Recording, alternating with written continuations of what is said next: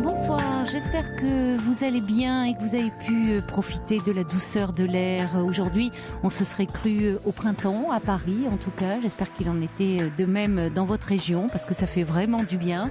Je suis heureuse de vous retrouver pour une nouvelle semaine de dialogue, d'échange et de partage autour de thèmes que vous aurez choisis, puisque chaque soir, de 22h30 à 1h du matin, Europe 1 vous ouvre son antenne pour que vous puissiez vous exprimer en toute liberté. 39 21 pour me parler, pour dialoguer avec un auditeur ou une auditrice. Vous pouvez également vous manifester par mail sur le site europe1.fr ou par SMS au 7 39 21 en commençant votre message par le mot nuit. C'est Paul et Sonia qui vont vous accueillir, qui sont au bout de la ligne, et c'est Philippe Chartier qui réalise cette émission. Caroline Dublanche sur Europe 1. Bonsoir Eddy. Bonsoir Caroline. Comment ça va? C'est un plaisir de vous avoir. Mais c'est un plaisir partagé. Merci, je vous écoute depuis longtemps et j'ai jamais eu le courage d'appeler, mais il y a 2 semaines j'ai appelé pour justement parler avec vous d'une situation qui me tracasse. Et vous n'aviez pas pu passer au standard. Vous êtes resté au standard, je veux dire, vous n'avez pas pu passer à l'antenne. Non. Mais la dernière fois, Paul a essayé de m'appeler plusieurs fois. Il a été très gentil, mais j'ai pas pu parce que mon téléphone a un peu déconné. Désolé pour l'expression. Alors là, on va en profiter et vous allez pouvoir me parler de ce qui vous préoccupe. C'est une rupture, hein, je crois. C'est une rupture amoureuse. Oui, tout à fait. En fait, j'essaye de faire le deuil d'une relation que j'ai vécue avec une mademoiselle pendant 7 ans. Et c'est quelqu'un vraiment que j'ai beaucoup aimé. Malheureusement, en tout début de la relation, j'ai un peu déconné parce que j'étais un peu de mon délire, de faire la fête, etc., etc. Il était plus dans le sens de se projeter, d'avoir une vie de couple tranquille, posée. Et malheureusement, moi, à l'époque, j'étais pas comme ça. Et pendant 6 ans, elle a voulu vraiment que ça marche. Oui. À chaque fois, elle faisait des projets et moi, j'étais pas du tout dedans dans les projets et tout. Mmh. Et ça l'a fatigué un peu, quoi. Et du coup, avec les conneries que je faisais, avec toutes les bêtises que je faisais, du coup, ça a brisé un peu sa confiance. Et elle a fini par me quitter. Pendant 3 fois, elle m'a quitté. Et cet été, elle m'a quitté pour la dernière fois parce qu'elle ne réussissait pas du tout à me faire confiance. Alors que, en fait... Vous étiez assagi. Vous étiez un peu assagi entre-temps. Elle est plus jeune que vous, cette femme-là? Vous me parlez d'une demoiselle? Oui, tout à fait, parce qu'en fait, j'étais plus vieux qu'elle de 7 ans. On a commencé à sortir ensemble, elle était encore mineure. Elle avait 16-17, moi j'avais... Ah oui, elle était vraiment très jeune, oui, et vous aussi d'ailleurs, vous aviez donc 24 ans, quoi. Oui, voilà, j'étais... Et déjà, à 16-17 ans, elle voulait quelque chose de... Enfin, s'engager. En tout cas, c'était son premier amour, en fait, donc elle voulait certainement vous avoir tout entier à elle. C'était le deuxième amour, mais sérieux, parce que son premier amour, son mec, il n'accordait pas beaucoup d'attention et tout. Et comme elle vient d'une famille chrétienne pratiquante, du coup, elle tenait vraiment à ce qu'une relation soit vraiment sérieuse. Quand on se met avec quelqu'un, c'est vraiment pour se marier, etc. Moi aussi, j'étais chrétien, je suis chrétien. Mais sauf que, voilà, j'étais dans mon délire de la jeunesse et tout. Je voulais faire la fête, m'amuser un peu. À 24 ans, ça peut se comprendre un peu, hein, quand même. Vous étiez... Enfin... S'amuser d'ailleurs, ça veut pas dire faire n'importe quoi, mais de là, vous pouviez être amoureux, mais de là à vraiment vouloir rentrer dans le rang et tout de suite parler mariage, c'est un peu jeune, hein. Enfin, c'est... J'ai trouvé quelqu'un de très sérieuse, pardon. Ah oui. Très très sérieuse, vraiment. Oui. C'est quelque chose vraiment qui m'a beaucoup attiré chez elle. Parce que c'est pas évident de trouver des jeunes femmes sérieuses. Des jeunes femmes qui savent ce qu'elles veulent vraiment. Oui. Enfin, je sais pas si on sait vraiment ce qu'on veut. C'est toute une éducation aussi derrière. C'est plutôt ça. Oui, voilà. Après, il y avait son éducation aussi, qui était vraiment bien fondée là-dessus. Mm. Et donc, c'est quelqu'un que j'ai beaucoup aimé, vraiment. Et elle m'a quitté plusieurs fois parce que je ne sais pas me faire confiance. C'est normal parce qu'en fait, quand je sortais, je ne disais pas que je sortais. Je faisais ça en cachette parce que j'avais peur de lui faire du mal et qu'au final, elle finisse par me quitter, quoi. Sauf qu'à chaque fois que je sortais, je croisais ses copines en boîte. Et c'était... c'était... Et ses copines lui rapportaient donc que vous sortiez. Et alors finalement, c'est elle vous a quitté récemment, là? Elle m'a quitté cet été, en fait, parce que déjà, à cause de tout ce que j'ai fait, sa famille n'avait plus du tout confiance en moi. Et j'étais, si je peux dire, dans la liste noire de sa famille. Et ils ne voulaient plus en entendre parler de moi. Sauf que cette année, en fait, on s'est remis ensemble, on s'est remis ensemble en décembre 2014. Oui. Ça allait bien jusqu'à cet été. Tout allait bien, en fait. Elle faisait des études dans notre ville. Et moi, je lui disais, mais est-ce que tu as déjà tenu tes parents au courant qu'on est ensemble, etc. Elle a dit non, mais je vais le faire. Et quand elle a terminé ses études, en fait, moi, je lui ai dit, maintenant, qu'est-ce qu'on fait? Tu vas rester avec tes parents ou tu viens avec moi. Et le week-end où elle est partie voir sa famille, elle m'envoie un message pour dire que ça va pas le faire, vaut mieux qu'on en reste là, etc. Alors que tout allait très bien entre nous. Oui, mais elle est très dépendante de... Enfin, c'est pas nouveau, et elle est très dépendante de sa famille, de son éducation. Ouais. Donc voilà, du coup, moi j'étais complètement amoureux, je voulais rattraper toutes les erreurs que j'avais commises dans le passé. Oui, mais en plus, je trouve que vous parlez d'erreurs, et enfin, ça va, quoi. Vous n'avez pas fait... Qu'est-ce que c'est, ces erreurs? C'est être sorti, être allé en boîte, enfin... Vous voyez, on a l'impression que vous avez fait des péchés horribles, là. Faut arrêter quand même, c'est juste, c'est peut-être aussi, ça interroge quand même sur le poids aussi de la structure familiale, sur cette jeune femme, et d'être à tout prix dans un rang et conforme et sérieux, c'est un peu angoissant, non? Je reconnais que j'ai pas été très correct avec elle, parce que quand on a commencé à sortir ensemble, certes elle était très jeune, moi j'avais déjà un certain passé derrière moi, parce que quand j'ai arrivé en France, c'était vraiment pour m'assagir, pour faire des études. Et avant de venir en France, je faisais pas mal de bêtises, quoi. Je sortais en boîte, je draguais à gauche, à droite. Mais je me suis dit, je prends ma vie en main, je fais mes études. J'ai gagné une bourse qui m'a amené en France. Et je suis arrivé en France, le même mois que je suis arrivé en France, je l'ai rencontrée. Et un mois et demi après, on a commencé à sortir ensemble. Du coup, j'ai pas eu le temps de faire, de tisser des liens avec des gens. Elle était tout pour moi, et elle, sa famille, c'était devenu ma famille et tout ça. Et donc, mais je me suis rendu compte que j'étais pas prêt en fait pour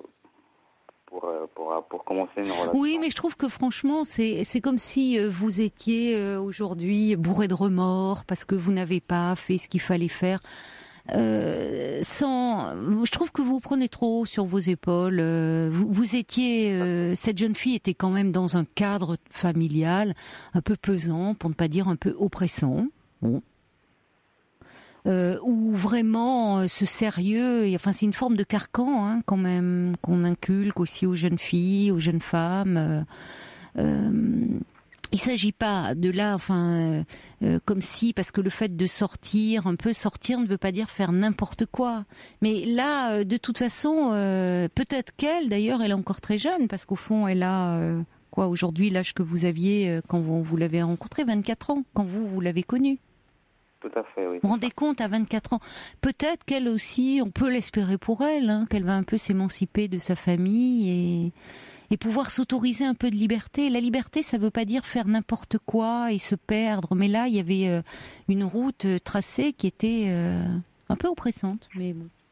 Donc, le problème, c'est que, vous voyez, dans le passé, quand on se séparait, à chaque fois, on revenait ensemble. Mais c'était contre l'avis de sa famille. Et donc, comme cette fois-ci, voilà, elle ne pouvait plus aller contre l'avis de sa famille. En plus, elle manquait de confiance en moi. Son amour était déjà un peu vacillant, si je peux dire ça comme ça. voilà, elle a rompu, elle a vite tourné la page. Et moi, malheureusement, je commençais beaucoup à m'attacher à elle. Avant, j'avais beaucoup de mal vraiment à me dévoiler, à dévoiler mes sentiments et tout ça. Et finalement, j'ai réussi vraiment à comprendre, à mieux me projeter en couple. On avait des projets ensemble. Mais voyez, Eddy, j'entends tout ça, mais je trouve que c'est pesant. Je trouve qu'il y a un côté, il y a un carcan. Vous aujourd'hui, vous êtes plein de, oui, c'est ça, accablé par le remords. C'est trop, quoi. Il y a quelque chose de. C'est elle aussi, je pense, pour. Ça charge quand il y a une telle pression familiale sur une histoire d'amour comme ça entre deux jeunes gens. C'est terrible parce que finalement c'est comme si on s'écartait du chemin voulu par la famille, on remettait en cause l'honneur familial. Enfin, vous parlez presque d'autres temps, quoi, qui sont malheureusement terriblement d'actualité. Mais enfin, on voit le. Enfin, je trouve ça, vous voyez, il y a quelque chose autour d'une histoire d'amour dans ces premières relations où il y a un investissement souvent très fort. Le premier amour, on est tellement entier, on a soif d'absolu, mais pour autant, quand la famille, quand il y a la famille s'en mêle et en disant ce que doit être l'autre, cette espèce de moralité, pour ne pas dire moralisme extrêmement pesant et un peu angoissant, mais. Ouais. Enfin, même vous parliez comme si vous aviez, je sais pas, commis, quand vous parlez d'erreurs, de choses comme si vous aviez commis des choses tragiques. Ça va, vous n'avez rien fait de mal quand même. C'était fréquent, c'est-à-dire quand je sortais, je dansais avec des filles. Ben oui, mais oui, mais. Ça c'est des choses qu'elle aimait pas. Et moi, voilà, c'est pas parce que je dansais avec quelqu'un. Enfin, c'est dans ma culture, c'est pour ça que je faisais ça. Et j'avais un peu du mal à me détacher de ça et ça l'a blessée. Mais forcément, voilà. Parce qu'elle pouvait penser que vous étiez un garçon, comme on peut comprendre d'ailleurs à 24 ans, enfin un peu infidèle. Ce que vous n'étiez peut-être pas dans les faits, mais en tout cas pas très sérieux dans votre engagement vis-à-vis d'elle. Mais après tout, à ce moment-là, pourquoi elle a attendu 7 ans? C'est long, quoi, 7 ans. Si, après tout, voilà. Elle aurait pu aussi dire non, moi je me sens pas en confiance avec toi. Vous voyez, c'est bon. Elle l'avait fait une fois. C'était le mois de juillet, en fait, la dernière fois qu'on s'était quitté, c'est le mois de juillet. Elle m'a quitté le mois de juillet, le 13 juillet. Et 4 jours après, elle m'envoie un message pour dire que je le manquais et tout. Et moi, je lui ai dit, je comprends bien que je te manque, toi aussi tu me manques, mais cette fois, on se remet ensemble, tu étais sûr vraiment de m'aimer, tu étais sûr de vouloir faire ta vie à mes côtés, etc. Et elle m'a dit oui à tout. Moi, en entendant ça, je me suis davantage attaché, je me suis dit, ça y est, cette fois c'est la bonne et tout. Surtout que j'étais dans une démarche de faire des projets de vie avec elle, etc. C'est pour ça qu'aujourd'hui, c'est un peu, je comprends, et c'est un peu paradoxal. Finalement, tout le temps où vous étiez un jeune homme qui était amoureux de cette jeune femme, mais en même temps avait aimé la vie, amoureux de la vie aussi, avait envie de sortir, de voir ses copains, de s'amuser, et finalement, au moment où vous êtes prêt à vous engager, ou peut-être il y a une forme de maturité, vous avez 31 ans aujourd'hui, vous êtes davantage prêt, au fond, à vous investir, peut-être justement parce que vous vous êtes aussi autorisé à ces plaisirs de la vie, de voir les copains, de sortir, de faire des rencontres. Finalement, au moment où vous lui offrez ce qu'elle dit attendre, elle s'en va. C'est quand même, c'est un peu paradoxal, vous trouvez pas ? C'était un choc terrible. Moi, j'étais au travail, à la fin du service, je reçois le message. J'étais atterré. Et jusqu'à aujourd'hui, j'arrive pas à tourner la page. Parce qu'elle vous l'a envoyé par SMS? Vous recevez un message, c'est-à-dire que vous avez reçu ça par SMS? J'ai reçu ça par SMS. Et vous l'avez pas revu depuis? Et j'essaie de la revoir. Elle voulait pas du tout me revoir. Sauf que il y avait mon permis qui était resté avec elle et comme du coup je m'étais acheté une voiture, il fallait bien que je récupère la voiture. Du coup je l'ai appelé pour dire que t'as mon permis, est-ce que je peux le chercher? Elle était un peu gênée et tout. Voilà, on s'est revus, on a essayé de parler un peu. Elle a dit non, écoute, c'est terminé pour moi, je t'aime plus comme avant, etc. Mais elle était froide, mais vraiment froide. Oui. Alors que 2 jours avant, elle disait m'aimer, que tout allait bien, que je peux être rassuré, etc. C'est pour ça qu'aujourd'hui, j'ai vraiment du mal à comprendre et j'arrive pas à tourner la page alors qu'elle a déjà tourné la page. Elle a déjà tourné, c'est-à-dire qu'est-ce qu'elle a Elle est avec quelqu'un. Tout à fait, elle est avec quelqu'un parce qu'en fait, quand elle m'a quitté, j'étais complètement hystérique, je lui envoyais pas de message. C'était maladroit, mais bon, je lui envoyais pas de message. Des fois, elle répondait, des fois, elle répondait pas. Et dernièrement, elle m'a répondu en disant que, écoute, je te répondais pas parce que tu me bombardais de messages, etc. Aujourd'hui, j'ai quelqu'un, j'aimerais que tu me laisses tranquille. Quand j'ai entendu ça, vraiment, mon cœur, il est tombé à terre. Je pouvais pas accepter parce que je me suis dit, c'est pas possible, déjà. Et après, comme j'ai insisté à envoyer des messages, c'est son mec qui m'a appelé en disant, écoute, si vous envoyez encore un message ou si vous appelez encore, vous aurez affaire à la police, etc. Quand j'ai entendu la voix de son copain, ça y est, je me suis dit, vraiment, elle a quelqu'un, ou alors elle a donné ça à un ami, je sais pas. Mais aujourd'hui, j'ai du mal à comprendre. J'ai du mal à comprendre, j'arrive pas à tourner la page. En tout cas, vous ne l'appelez plus, au moins déjà. Vous ne l'appelez. Non, là, ça y est. Ça vous a permis. J'ai arrêté, je préfère respecter son. Mais peut-être que ses sentiments ont évolué et qu'effectivement, elle était plus amoureuse. Pour qu'elle puisse tourner la page, au fond, elle aussi rapidement.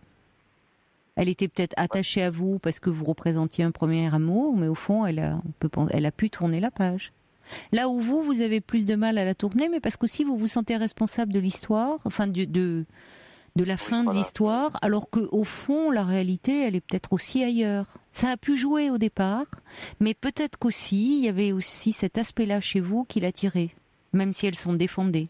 Le fait que vous lui échappiez un peu, que vous soyez un garçon aussi qui aimait sortir, tout ce elle ne pouvait pas faire, tout ce qu'elle ne s'autorisait pas à faire, parce que elle avait aussi une éducation, une pression familiale. Vous représentiez aussi peut-être un peu la liberté qu'elle aurait voulu avoir, qui sait, cette jeune femme. Hein, ouais, peut-être. En tout cas, le mode de vie. Vous voyez, parfois, peut-être qu'à travers vous, elle projetait un peu un mode de vie qu'elle aurait aimé avoir, même si elle s'en défendait. En tout cas, aujourd'hui, il va bien falloir que vous avanciez, puisque elle, pour le coup, je me demandais si elle vous avait laissé dans une forme d'ambiguïté. Non. Là, il n'y a pas d'ambiguïté, malheureusement pour vous, ou heureusement. C'est-à-dire qu'elle vous dit bien, d'ailleurs c'est pas très clean de vous quitter, même pas du tout par SMS, même si ça se fait beaucoup aujourd'hui, mais je trouve que quand même la moindre des choses quand on a vécu une histoire avec quelqu'un, c'est de pouvoir au moins lui dire qu'on arrête, de trouver le courage de lui dire. Bon, et après, au fond, il y a un garçon qui appelle, vous ne savez pas si c'est un ami, mais enfin, elle a fait passer le message qu'elle voulait être tranquille. Voilà, donc je la laisse tranquille. Et aujourd'hui, j'essaie d'aller de l'avant. Oui. Oui. Mais j'arrive pas. Mais parce que je ne sais pas, mais je trouve que vous rendez trop. C'est comme si vous pensez, peut-être, j'ai l'impression, que si vous aviez été comme elle aurait voulu que vous soyez, c'est-à-dire un garçon sérieux, qui la demande en mariage, qui plaît à sa famille, vous seriez encore avec elle aujourd'hui, non ? Oui, c'est ça. Alors qu'on peut penser aussi que c'est peut-être justement parce que vous ne correspondiez pas du tout aux attentes de sa famille, que vous étiez peut-être même l'inverse de ce que recherchaient ses parents pour elle, que vous lui plaisiez tant. C'est-à-dire que l'adolescence, c'est une toute jeune femme, vous me dites vous-même, elle avait 16-17 ans, c'est normalement un âge où on a besoin un peu de rompre avec des projets familiaux, des désirs familiaux, d'être un peu dans la transgression. Ce qu'elle ne faisait peut-être pas pour elle-même, ce qu'elle ne s'autorisait pas à faire pour elle-même, elle le vivait peut-être à travers vous.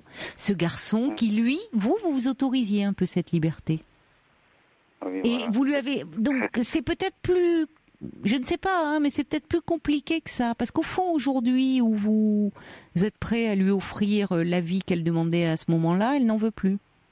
Elle n'en veut plus. Bon. Malheureusement, elle est avec quelqu'un, je peux plus compter sur elle, malheureusement. Et j'essaie de prendre ma vie en main. Les amis disent, allez, il faut que tu ailles de l'avant, il faut que tu tournes la page. Oui. Dire, mais j'essaie de faire. Je me suis même inscrit au sport. C'est bien. Je suis allé quelques fois. Qu'est-ce que vous faites comme sport? Je me suis inscrit dans une salle de musculation. D'accord. Pour prendre soin de moi parce que j'ai c'est perdu bon pour Ben voilà, c'est bon pour l'image de soi, pour la confiance en soi. On a retrouvé un peu de. Pour le coup, j'ai séché. J'ai séché au bout de 4 mois. C'est pas bien. Et, je réussissais pas à manger du tout, mais j'arrive à manger maintenant.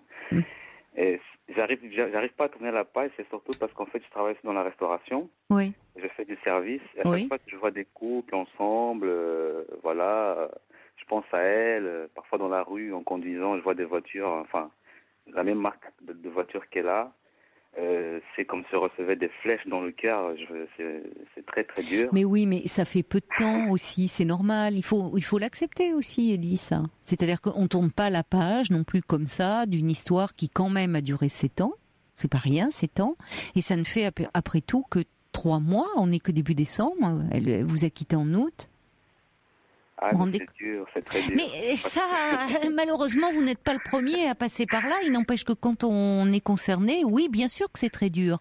Mais ce que je veux vous dire aussi, c'est pas surprenant au fond que d'une histoire de 7 ans où c'était aussi, vous étiez très jeune, vous aviez 24 ans quand vous l'avez rencontrée, même si vous aviez eu d'autres histoires, vous n'en aviez pas connu quand même des 100 et des 100. Donc, elle a compté, cette jeune femme, vous l'avez aimée. J'ai envie de dire, heureusement que au fond, quand on a aimé quelqu'un, on tourne pas des pages aussi facilement. Vous savez, parfois il faut des années. Alors, je vais pas, vous allez dire, oh là là, je vais pas vous rassurer en disant ça, mais je vous le dis, il y a des histoires, malheureusement, si vraiment on est investi, si vraiment ça montre qu'au fond vous étiez attaché à cette jeune femme, elle n'a pas voulu l'entendre, ou peut-être qu'elle a évolué différemment aussi. Mais je crois, peut-être, je me permets de vous dire, que si déjà vous vous en vouliez un peu moins, peut-être que ça n'enlèverait pas la tristesse et la déception que vous avez aujourd'hui, bien sûr. Mais ça vous permettrait peut-être d'accepter un peu mieux, d'ailleurs, y compris la tristesse qui est là, en vous disant que vous ne portez pas l'entière responsabilité de la fin de cette histoire. Parce que vraiment, vu ce que vous me dites, parce que vous décrivez, c'est un peu comme... vous voyez, c'est un peu manichéen, comme font les enfants. Les enfants, il y a les gentils et les méchants. C'est très simple, c'est très binaire. Donc, comme si vous étiez le vilain garçon qui allait sortir, qui la faisait souffrir. Bon, je vous dis, peut-être qu'aussi, on peut avoir une autre lecture. C'est aussi peut-être parce que vous étiez ce garçon-là qu'elle vous a aimé, qu'elle vous a tant aimé à un moment. Oui, c'est ça. Donc, entre-temps, malheureusement, on sait aussi, cette jeune femme, elle avait 16-17 ans quand vous l'avez connue, elle en a 24 aujourd'hui, on change beaucoup, comme vous-même, vous avez changé entre le moment où vous l'avez rencontrée et aujourd'hui, on évolue, et parfois, on n'évolue pas toujours au diapason. Ainsi va la vie, j'ai envie de dire. On n'évolue pas toujours dans le même sens. Ça ne veut pas dire que vous avez mal fait et que vous devez maintenant vous auto-flageller en disant c'était la femme de votre vie et vous n'en retrouverez pas. Donnez-vous du temps, c'est normal. Au bout de 3 mois vous l'avez aimé, on tourne pas des pages comme ça. Moi, ça me paraît pas surprenant du tout. Donnez-vous du temps, vos amis ont raison, reprenez un peu des activités pour vous, occupez-vous de vous, et puis un jour viendra où vous penserez moins à elle, et puis où une autre jeune femme vous fera tourner la tête. Vraiment. Patience, Eddie. Et bon courage d'ici là. Au revoir, Eddie. Au revoir. Merci, bonne soirée, au revoir.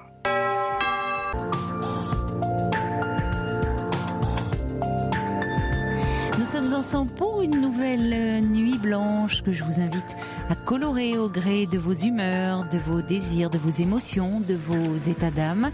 La ligne est ouverte au 39 21. 39 21, c'est le numéro que je vous invite à composer si vous souhaitez me parler, me poser une question qui vous préoccupe, me parler d'une situation qui vous tourmente. Et vous pouvez aussi, tout au long de ces 2 heures de direct, puisque nous sommes ensemble jusqu'à 1h du matin, comme tous les soirs, appelez ce numéro si vous souhaitez échanger avec un auditeur ou une auditrice parce que vous avez envie de partager votre expérience avec lui ou avec elle, de lui apporter votre soutien. Vous pouvez également le faire bien sûr par mail sur le site europe1.fr ou par SMS au 7 39 21. Et c'est Rachel qui est avec nous. Bonsoir. Oui, bonsoir. Bonsoir Rachel. Alors, vous voulez me parler d'une relation. Vous ne savez plus très bien où vous en êtes avec un homme que vous avez rencontré en mai. C'est ça? C'est ça, tout à fait, tout à fait. Mais en fait, on s'est croisés chez une amie commune au mois de mai. Oui. Et puis après, j'ai bien vu que je lui plaisais, mais j'ai mis un peu de distance. Enfin, j'étais pas prête. J'étais pas dans la recherche ou dans la rencontre. Et on s'est revus au mois de juillet. Et puis, pareil, j'ai attendu un mois de plus. Et puis, on s'est revus au mois d'août. Et puis, au mois d'août, il m'a proposé qu'on aille manger un morceau ensemble. Et puis, bon, c'est une histoire qui met du temps à démarrer, mais qui peut-être, ça ne préjuge pas de l'avenir. Hein, c'est peut-être bien pour la suite. Oui. Aujourd'hui, vous voyez un peu plus avec lui? On se voyait à peu près 1 à 2 fois par semaine. Mm-hmm. Et depuis 15 jours, j'ai arrêté d'envoyer des messages et je n'en ai pas reçu. Oui. Mais du coup, voilà, j'ai pas envie de j'ai pas envie de faire le premier pas, mais j'ai pas envie que ça s'arrête non plus. Oui, d'accord.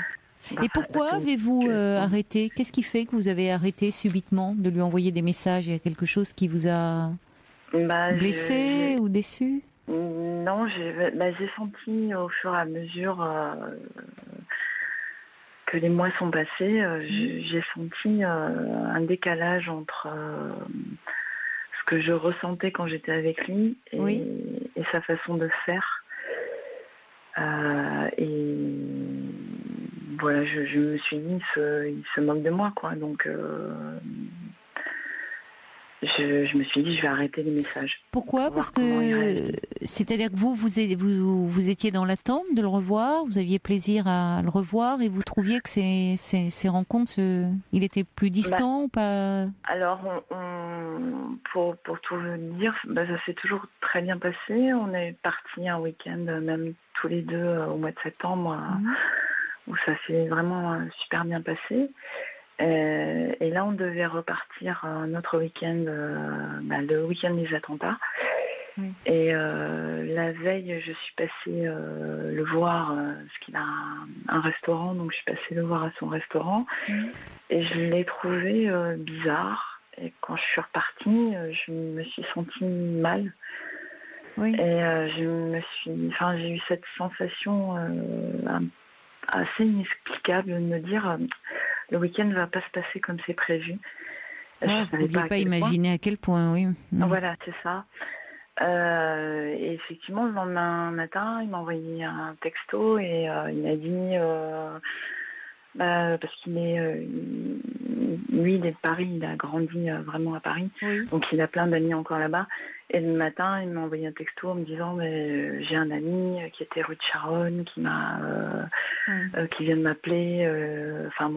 Il était secoué. Et puis il avait une amie qui n'était pas rentrée de la nuit. Son fils l'avait appelé. Il savait pas où était sa mère. Enfin, bon. Oui, il était inquiet. Et, il avait des proches qui étaient dans ces attentats.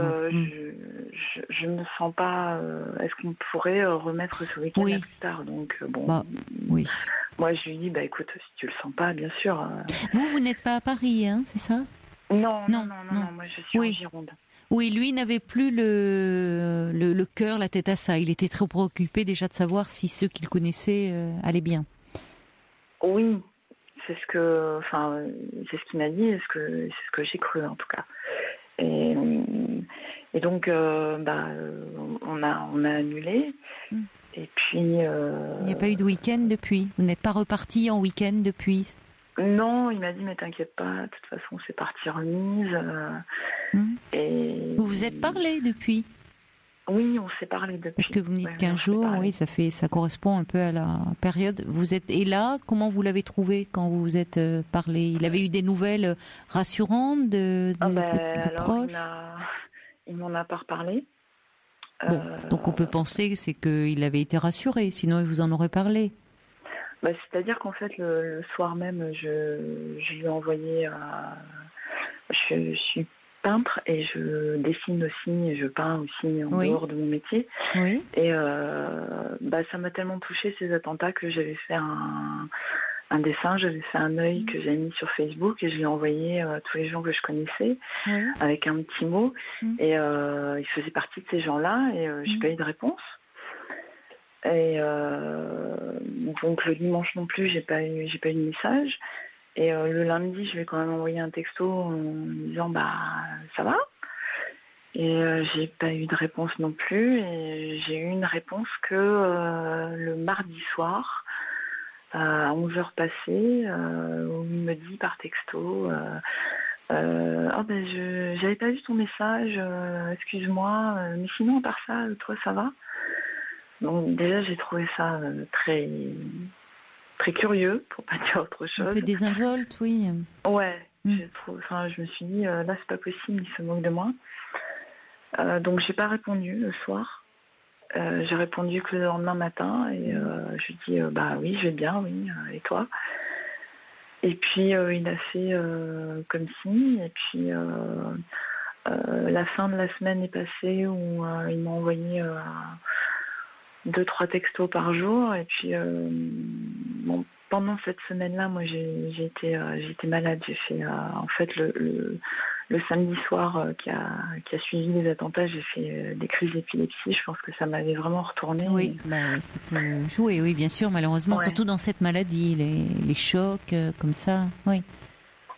Et en fait, le lundi, j'ai voulu aller travailler, mais j'avais encore très mal à la tête. Oui, oui. Le mardi aussi, j'y suis allée, je me suis bourrée de cachet, mais ça passait pas. Donc le mercredi midi, je suis allée voir le médecin qui m'a dit je vois rien, mais il faudra aller aux urgences parce que c'est pas normal que vous ayez mal à la tête comme ça. La tête, oui, ça ne passe pas. Ouais. Puis vous y êtes allée, donc vous êtes allée aux urgences? Je suis allée aux urgences, donc ils m'ont gardée, ils m'ont fait tout un tas d'examens. Oui. Ils m'ont dit effectivement vous êtes épileptique, vous auriez dû prendre le traitement, vous l'avez pas pris. Vous ne le preniez plus? Vous ne le preniez plus? J'ai jamais voulu le prendre en fait. Jamais voulu le prendre. Et pourquoi? Parce que les effets secondaires sont importants. Parce que les effets secondaires me faisaient peur et en fait j'ai été diagnostiquée quelques mois après avoir fini un traitement pour un cancer. Et j'avais envie de sortir de ça. Je comprends. J'avais pas envie de médication. Et j'étais parallèlement en train de monter ma boîte et le médecin, le neurologue me dit faudra arrêter de conduire pendant 6 mois le temps que vous fassiez au traitement. Donc je lui ai dit c'est pas possible. Donc je n'ai jamais pris ce traitement-là. Et est-ce que vous avez fait des crises pendant cette période-là? Cette semaine-là, non. J'ai toute la. Non, mais même entre le moment du diagnostic et le moment où c'est 6 mois, où vous parlez de 6 mois où vous ne conduiriez pas, le temps de vous habituer, de vous adapter au traitement.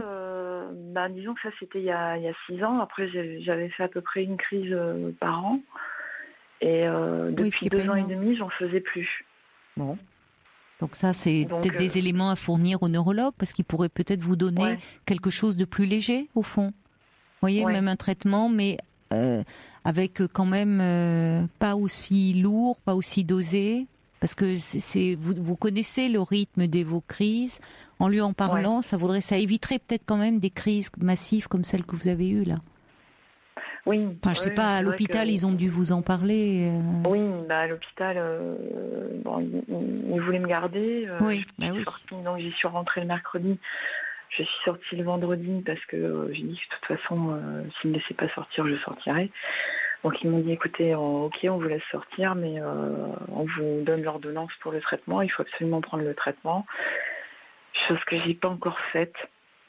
J'ai pas encore fait parce que je suis pas encore prête à ça, parce que j'ai une récidive de mon cancer en début d'année et j'ai un autre traitement qui est venu se greffer, donc j'en ai un peu marre de tous ces traitements. Voilà. Je comprends. Donc, mais je sens bien que j'ai encore mal à la tête, je suis sensible à la lumière, donc je sens bien qu'il faut que je le prenne, mais il faut que je me prépare. Donc je fais des séances de shiatsu et bon, je sais qu'avant la fin de l'année là, Je vais aller voir Oui, le c'est important de neurologue et je vous vais prendre le occuper de traitement. vous, Ouais. et puis à ce moment-là, il Oui, peut voir bien aussi sûr. avec votre oncologue pour qu'il n'y ait pas de... Enfin, oui, ils peuvent Ouais, de contre-indication. La Ouais. priorité, là, c'est évidemment de vous soigner, qu'il n'y ait pas de contre-indication. Oui, bien sûr. Oui, donc je comprends. Est-ce que vous vous sentez l'énergie de... Ça serait bien que cette histoire, enfin, que cet homme prenne un peu d'initiative, vous emporte, parce C'est que ça. C'est exactement ça. C'est exactement ça. parce que vous avez déjà, vous avez besoin de votre énergie et vous êtes fatigué. Là, vous devez être très fatigué. Ça fatigue beaucoup, hein, une crise comme celle que vous avez faite là. On le sent. Oui, mais, ben j'en ai fait 3 en rafale. J'étais vraiment oui. sur le carreau, quoi. J'étais vraiment très très fatiguée. Je sais même pas comment j'ai fait pour travailler les 2 jours, parce que... Oui, parce qu'il faut vraiment beaucoup vous reposer et au fond avoir une vie la plus calme possible. Il le sait, cet homme, ou non, vous n'avez pas parlé de votre état de santé? Il savait avant même qu'on commence à se parler que j'avais été malade. Je lui ai dit le mercredi, quand je suis allée chez le médecin, quand je suis sortie, je lui ai envoyé un texto en lui disant voilà, samedi soir j'ai fait des crises d'épilepsie et puis là je vais partir aux urgences, donc je pourrais pas te répondre et je sais pas jusqu'à quand. Il a pris de vos nouvelles? Il en a pris, il m'a envoyé des textos, mais j'aurais apprécié qu'il me demande il pouvait venir me voir, chose qu'il n'a pas faite. Et le samedi soir, quand je suis passée le voir au restaurant, je l'ai trouvé très, très distant. Oui, ça c'était avant le week-end des attentats. C'était là où vous aviez trouvé? Non, c'était même après déjà. Après. Parce que vous m'aviez dit déjà avant, vous l'aviez trouvé... Oui. D'accord. Bon. Oui. Et vous ne lui avez pas dit qu'est-ce qui se passe ou non? Disons que dans un restaurant... c'est compliqué s'il est sur son lieu de travail. Oui. Voilà, c'est ça. C'est ça. Je me suis dit que c'était pas l'endroit. Je l'ai trouvé comme si j'étais extérieure un peu à sa vie. Quoi. Et, donc, je me suis dit, le dimanche, on va peut-être trouver un moment pour que je lui dise que ça va pas et que j'apprécie pas cette attitude et qu'il faut se dire les choses. Et puis, le dimanche, j'ai voulu y passer et puis il n'était pas là. Donc, je lui ai laissé un message et puis je lui ai envoyé un texto, j'ai pas eu de réponse. Donc, j'ai envoyé un deuxième texto en lui disant, écoute, tu m'avais déjà dit que ton téléphone, t'avais pas vu mon message, après ton téléphone était éteint, après ton téléphone était déchargé, il doit être sur silencieux cette fois-ci. Laissez-le un peu. Et puis, ça sert à rien là, vous vous rendez bien compte. Enfin, je veux dire, si à un moment il ne répond pas, laissez-le. Un peu. Je dis pas laissez-le tout court, laissez-le un peu. Vous avez pas besoin. Enfin, c'est pas le moment de vous. Il faut que vous retrouviez déjà un peu d'énergie, que vous vous reposiez, et comme le dit Osiris, prendre un peu de recul et vous verrez quand vous vous sentez. Mais pour le moment, quand je dis laissez-le, c'est pas moi. Je pas me permettre de vous dire ça, c'est vous qui décidez pour vous. C'est pas laissez-le complètement, c'est là, laissez-le dans le... Ne le relancez plus là par SMS. C'est à lui, je trouve, de le faire là. Il sait que il connaît vos problèmes de santé, il sait que vous avez été hospitalisé. Je trouve que c'est à lui de normalement s'il a de prendre de vos nouvelles et de montrer un peu qu'il se préoccupe de vous. C'est pas à vous de lui courir après, là derrière, pour lui donner des nouvelles. Vous voyez, ça va pas. Ou pour lui en demander. C'est exactement ce que je me suis dit, que j'avais pas assez d'énergie pour courir après un homme qui ne respectait pas. Vous savez, quand bien même on a de l'énergie, parfois on la perd justement à courir après quelqu'un qui lui, au fond, n'est pas soucieux, n'est pas enfin préoccupé. Donc là, d'autant plus, vous avez raison, vous n'avez pas assez d'énergie actuellement pour la dépenser pour quelqu'un, au fond, que vous connaissez pas encore bien.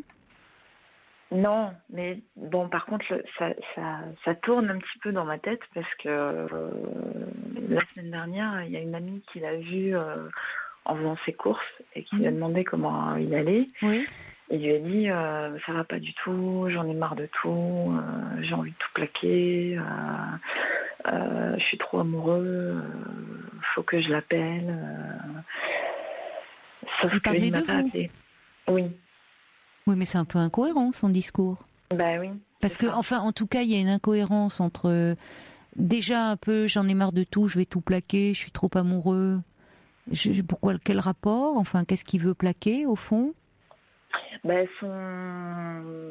son restaurant, il ne sait pas si c'est le bon endroit, il a envie de bouger, c'est quelqu'un qui a beaucoup voyagé et je crois qu'il a envie d'un ailleurs. Là, ça fait 3 ans qu'il est au même endroit, voilà, je pense que c'est ça.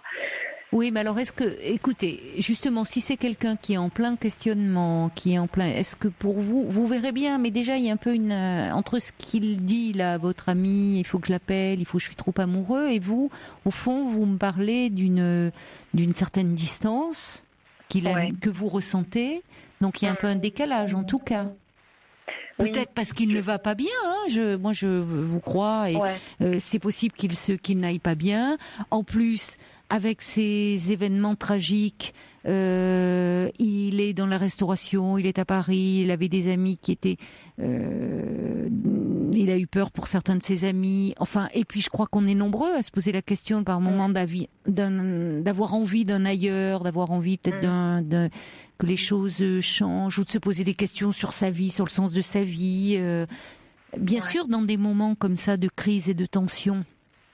Mais pour autant, ça veut dire que il faut déjà, c'est à lui de clarifier ça. Vous pouvez pas porter ces tourments. Vous avez déjà là suffisamment à faire. Et après tout, si réellement, comme il le dit à cet ami, à votre ami, qu'il est très amoureux, à ce moment-là, vous pouvez un peu prendre patience. Il vous rappellera. Mais pour le moment, il faut déjà, parce que on sent la lassitude, on sent que vous êtes très fatigué là, hein, ça s'entend, et c'est normal après les crises que vous venez de faire. Si en plus vous faites une récidive de votre cancer, enfin, vous avez vraiment besoin de calme, de repos, de puiser, d'être entouré de personnes qui vont vous aider, qui vont vous donner de la force et qui vont vous permettre de surmonter la lourdeur des traitements, enfin tout ce que vous ne connaissez que trop bien. Alors bien sûr qu'une histoire d'amour, il y a rien, ça permet justement par rapport à la maladie, c'est ce qui donne aussi un objectif, un but, ça permet de se détourner de toutes ces choses très difficiles à vivre. Mais vous, pour le moment, vous ne savez pas, c'est les débuts, et avec un homme qui lui-même se pose beaucoup de questions. Donc il faut pas que ça démarre sur un mode comme ça aussi tourmenté. Ouais. Vous pouvez pas solutionner ces états d'âme, de tout larguer, voyez.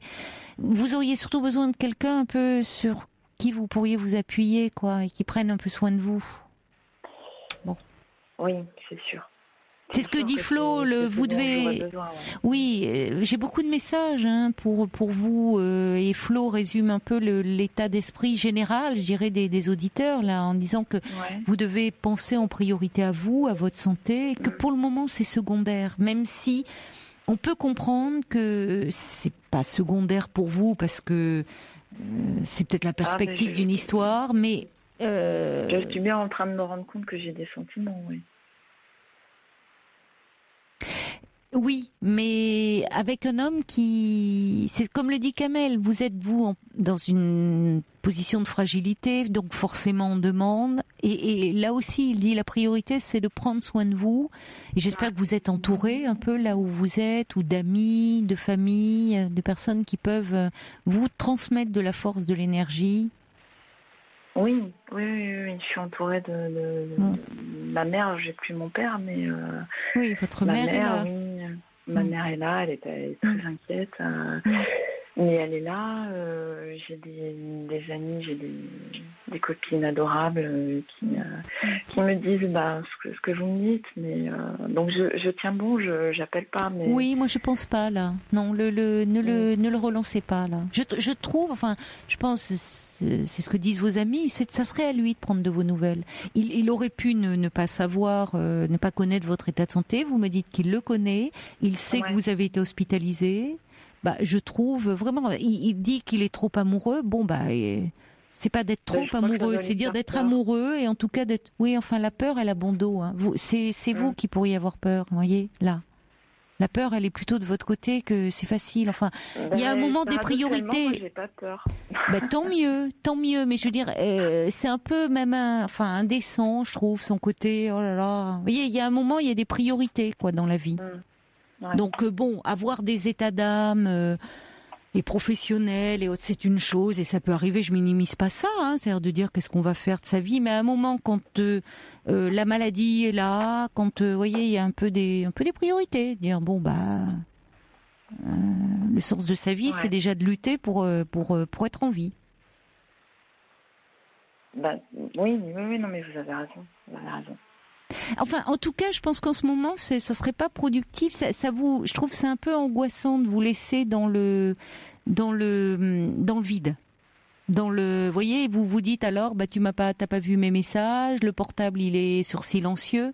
Ça va pas, ça. Qu'il ne vous laisse pas dans le silence. Il vous dit, je suis désolée, en ce moment je ne suis pas bien. Il pourrait vous le dire, je suis mal, je déconne, j'ai la tête. Il pourrait le faire, vous voyez. Je trouve que c'est pas bien de vous laisser dans le silence et du coup dans l'incompréhension, et surtout en sachant ce que vous vivez. En plus. Ouais. Déjà, quand bien même, je trouve que ça serait pas très sympa de sa part, pour ne pas dire plus.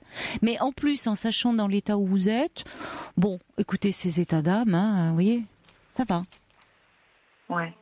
Donc il faut pas que je l'appelle. Je pense, qu'est-ce que vous voulez ? Je sais bien que, vous savez, dans ces cas-là, ça n'empêche pas, si vous l'appelez, c'est pas dramatique non plus. Mais si c'est pour vous heurter à nouveau à un silence, je trouve que ça vous fait mal. Ouais. C'est source de tourment, d'inquiétude pour vous, et vous n'en avez pas besoin. Comme le dit Brigitte, il est fuyant, quoi. Il est pas net, je sais pas, il y a un truc pas net. En tout cas, il prend pas soin de vous, alors que vous auriez vraiment, ajoute-t-elle, besoin de quelqu'un de plus généreux, simplement. Elle a trouvé le mot. Un peu généreux, voilà. Il est pas tellement, je trouve, là.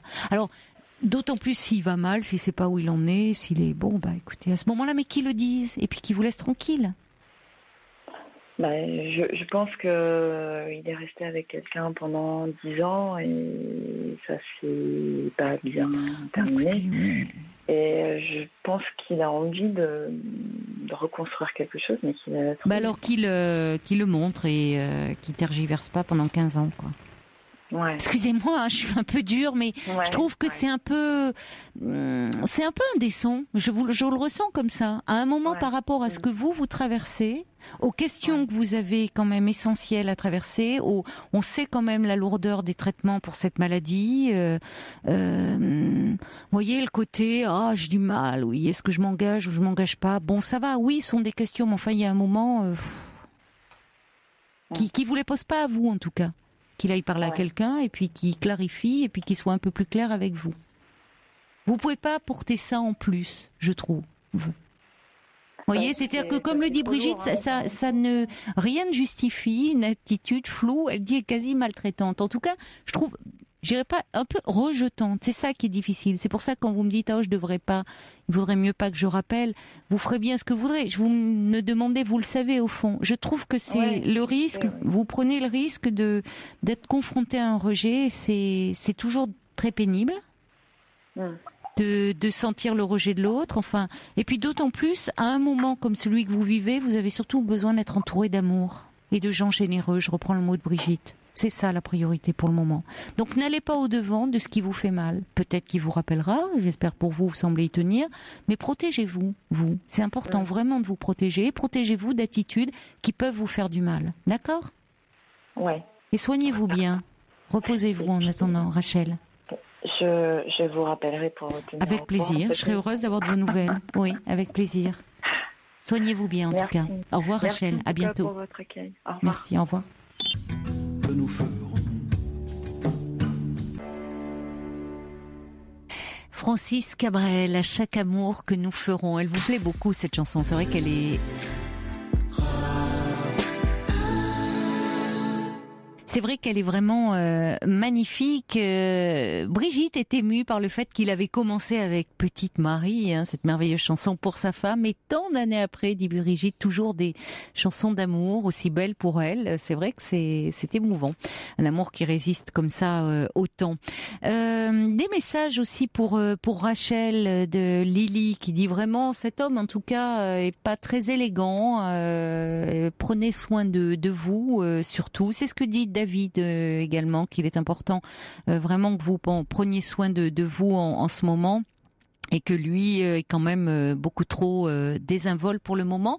Également une auditrice qui a souffert d'épilepsie et qui dit que c'est important vraiment de prendre ses médicaments malgré les effets secondaires. Elle ajoute, alors ça je mets sous réserve parce que moi je suis pas médecin, je suis pas neurologue, que la maladie sinon risque de s'aggraver et que dans la mesure où les crises ne sont pas fréquentes, il y a peut-être un ajustement et à prendre finalement dans un premier temps un traitement plus léger que celui initialement prévu.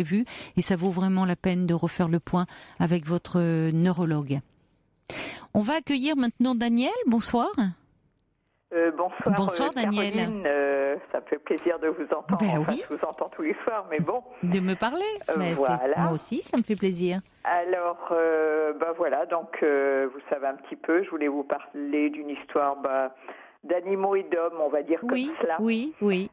Donc il y a quelques mois, une amie m'avait dit oh là là, il y a un chien là-bas, qu'est-ce qu'il est mal soigné, tout cela. Bon, voilà, on était allé voir, on avait vu, on avait suivi, on s'était renseigné. C'était un monsieur qui était sous curatelle. On avait essayé de savoir le nom, difficile, mais on y était arrivé.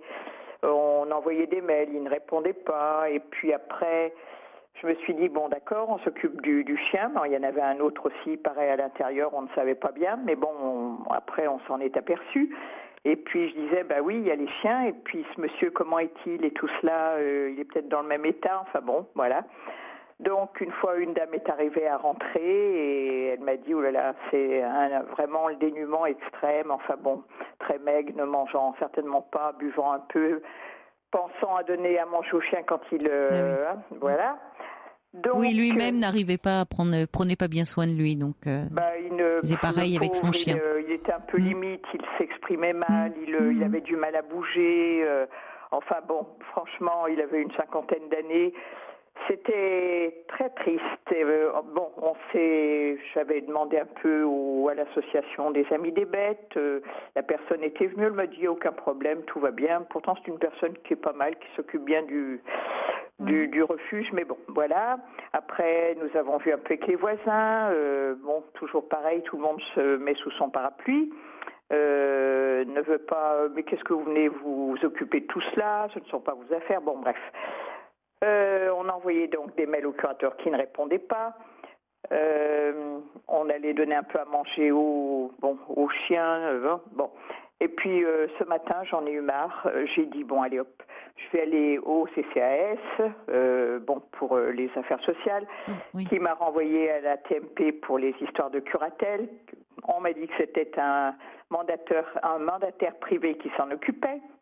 Oui, il faut vraiment être motivé, dites-moi, pour vous renvoyer de structure en structure. Oui, mais j'en avais ras-le-bol. Je suis allée à la police et j'ai fait un signalement. Ah oui, carrément. Ah carrément, oui, parce que j'ai parlé de la personne. Oui.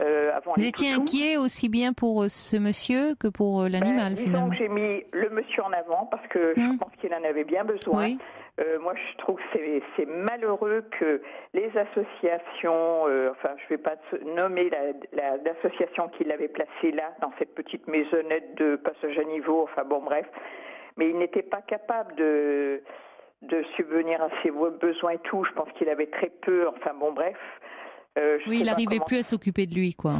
Normalement, le curateur devrait... Normalement, mais on sait très bien comment ça se passe. Mais il n'est pas là dans un quotidien, en même temps. Il n'est pas là dans un quotidien, et d'autre part, il y en a plusieurs, souvent, à s'occuper. Donc, mais je pense que ça faisait très très longtemps qu'il n'était pas venu. Et alors, la police, finalement, quand elle a pris en compte votre signalement? Bien sûr, j'ai eu une personne très très sympa qui a pris ma déposition. J'ai expliqué brièvement, mais bien, ce qu'il fallait dire, qui m'a répondu, écoutez, cet après-midi, nous allons passer, nous allons aller voir.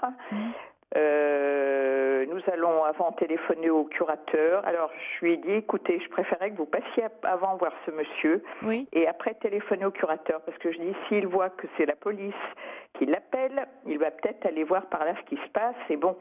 Et en fin de compte, c'est ce qu'ils ont fait. Eh bien, je me suis dit, j'ai quand même un petit peu de chance aujourd'hui. Ils sont arrivés là-bas. Le monsieur était tombé, était dans le coma. Ah bon et heureusement, il y avait un chien attaché, l'autre qui était dans des états. Hein. Donc, ils ont appelé l'ambulance qui a emmené aux urgences ce monsieur. Les chiens, ils ont été mis au refuge, mais je sais qu'ils sont très bien soignés. Et ce monsieur, il était... Vous ne savez pas, ça faisait plusieurs heures, plusieurs jours. Je vais aller voir demain aux urgences. Dites-moi, heureusement que vous avez contacté le commissariat. Mais je suis quand même en colère parce que tout le monde se couvre, personne... Enfin, je sais pas, c'est pas possible, je me dis, dans cette société actuelle, pourtant il y a des voisins autour, c'est un monsieur qui ne sortait pas du tout, je sais pas, enfin bon, bref. C'est un village, c'est une petite ville? Non, c'est une ville non, parce que vous parlez de commissariat, 27 000 habitants. Oui, ça serait la gendarmerie, sinon. Il y avait des petites... à la police, je suis allée, parce que pour la ville, quoi. Mais oui, mais comme c'est un monsieur, même vous dites les voisins un peu marginal, vous voyez, peut-être que du coup, on dit, même si on le voit pas, on s'inquiète pas forcément, et puis... Oui, non, mais il y avait un monsieur qui est bien costaud et tout, qui nous disait, oui, mais il a ce qu'il faut, de quoi vous vous mêlez c'est ça, il y a toujours la peur au fond de se mêler de ce qui ne nous regarde pas, Oui, mais enfin, ce monsieur qui était grand et costaud et l'autre monsieur qui était tout frêle, l'autre il ne risquait pas grand-chose d'aller voir s'il avait rien besoin, s'il n'avait pas besoin de quelque chose, je sais pas. Je comprends plus rien, moi. En tout cas, vous avez bien fait, d'appeler la police, a pu voir que votre signalement était vraiment important. Enfin... Et demain, je vais y retourner, je vais la remercier, je vais lui amener des chocolats, parce que c'est bientôt elle va Noël. Être contente. Et puis, elle va être contente. Je trouve qu'ils ont été quand même efficaces. Voilà. Oui, parce que forcément, le trouvant, ils ont appelé les secours. Si ce monsieur était dans le coma, heureusement d'ailleurs, parce qu'il aurait pu basculer dans un coma profond. Voilà, c'était un peu pour dire aux gens que quelquefois ils regardent un petit peu autour d'eux. Quand on a une inquiétude, que signaler, ça peut être aussi protéger. Finalement, il faut pas avoir en tête. On voit toujours les surveillances et le côté moi je pense que intention de nuire, parce que ça arrive aussi parfois dans certains signalements. Mais là, dans le cas que vous évoquez, on est dans la protection. Ça me fait penser d'ailleurs, quand je travaillais dans une association qui s'occupait d'enfants victimes de maltraitance, on a eu souvent des signalements, si c'était une ou deux fois, ça n'aurait pas d'intérêt, mais souvent des signalements d'abord faits par des associations de protection animale, qui nous disaient qu'ils avaient eux-mêmes reçu donc des appels de personnes qui s'inquiétaient parce que les chiens souvent étaient dans un état lamentable, très maigre, et qu'en rentrant dans ces maisons, ils s'apercevaient que les personnes elles-mêmes étaient dans des situations terribles, les enfants.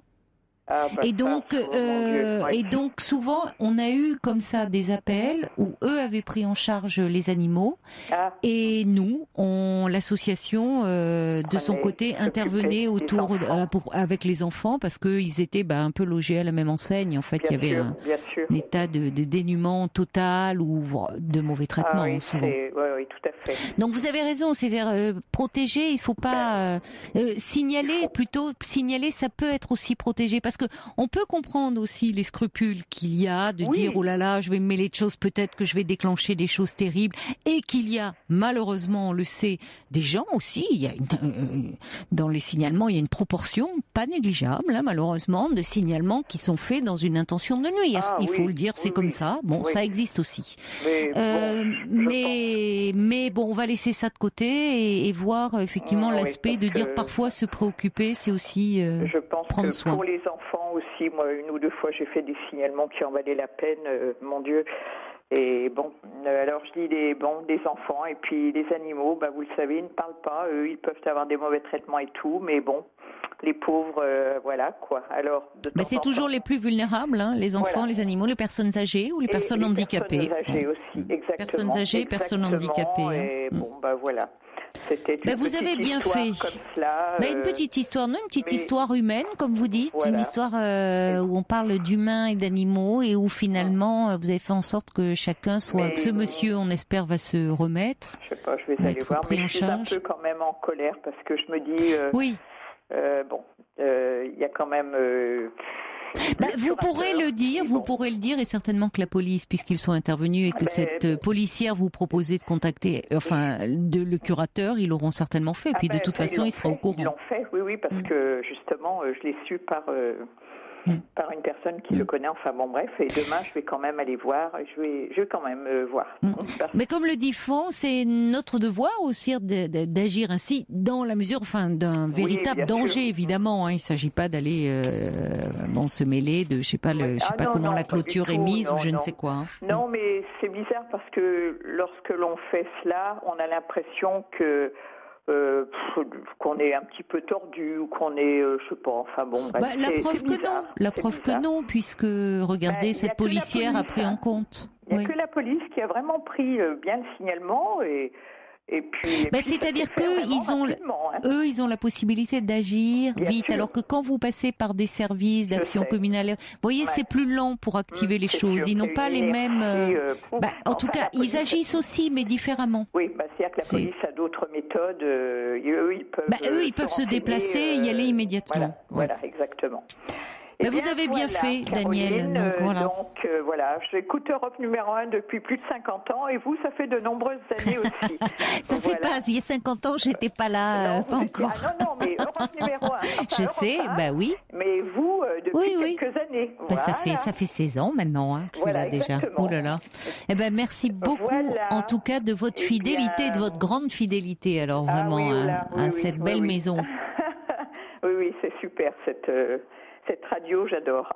Merci Daniel, ça nous fait chaud au cœur. Merci pour vos soirées et tout cela, parce que ça nous fait passer un moment agréable. Voilà. C'est très gentil à vous. Voilà. Merci. Me dit, je sais plus, quelqu'un. Il y a Françoise. Attendez, parce que je voyais qu'il s'agitait là en régie, Fifi et Paul. Je me demandais. Il y a Françoise qui en fait vient d'appeler et qui voulait vous dire quelque chose à propos des curatelles, peut-être un petit conseil qui peut être utile à vous et à bien d'autres auditeurs. Oui. Bonsoir Françoise. Oui, bonsoir. J'ai écouté cette touchante histoire. Et la bonne volonté de cette dame que je nomme. Quand même, il n'y a pas que moi, mais bon. Voilà. Non, c'est très rare, madame. Voilà. Et tout ce que vous avez dit, je l'ai souvent vécu avec les animaux. Il ne faut surtout pas se mouiller. Enfin bon, vous savez autant que moi. Tout à fait. Alors, il y a une chose que vous devriez faire, si je puis me permettre. Il y en a qui font parfaitement leur travail. Oui, je pense. Ce sont les juges. Non, mais ce sont les juges. Parce que là, on aborde, à la limite, on va élargir le problème. Et vous n'avez pas cité l'association de curatelle, et je le comprends. Mais ce monsieur, donc, on doit logiquement s'occuper de lui. C'est leur travail et ils sont payés pour ça. Tout à fait. Bon. Et tutelle, c'est le même travail. Il y a tellement de gens qui vieillissent en France qu'on est obligé, les enfants même parfois, de les mettre sous tutelle. Enfin là, il y a d'autres démarches à faire, experts psychiatres, etc. Voilà. Et moi, je sais que quelque temps avant la mort de mon père, j'étais loin, c'était pas simple. J'ai demandé une tutelle pour lui. J'ai vu le psychiatre qui m'a dit c'est vous que vous occuperez de votre père. Moi, je voulais pas du tout m'occuper de tout ça. J'avais un père difficile. Je ne voulais pas. Donc, une association, c'était dans l'Est, a été censée s'occuper de mon père.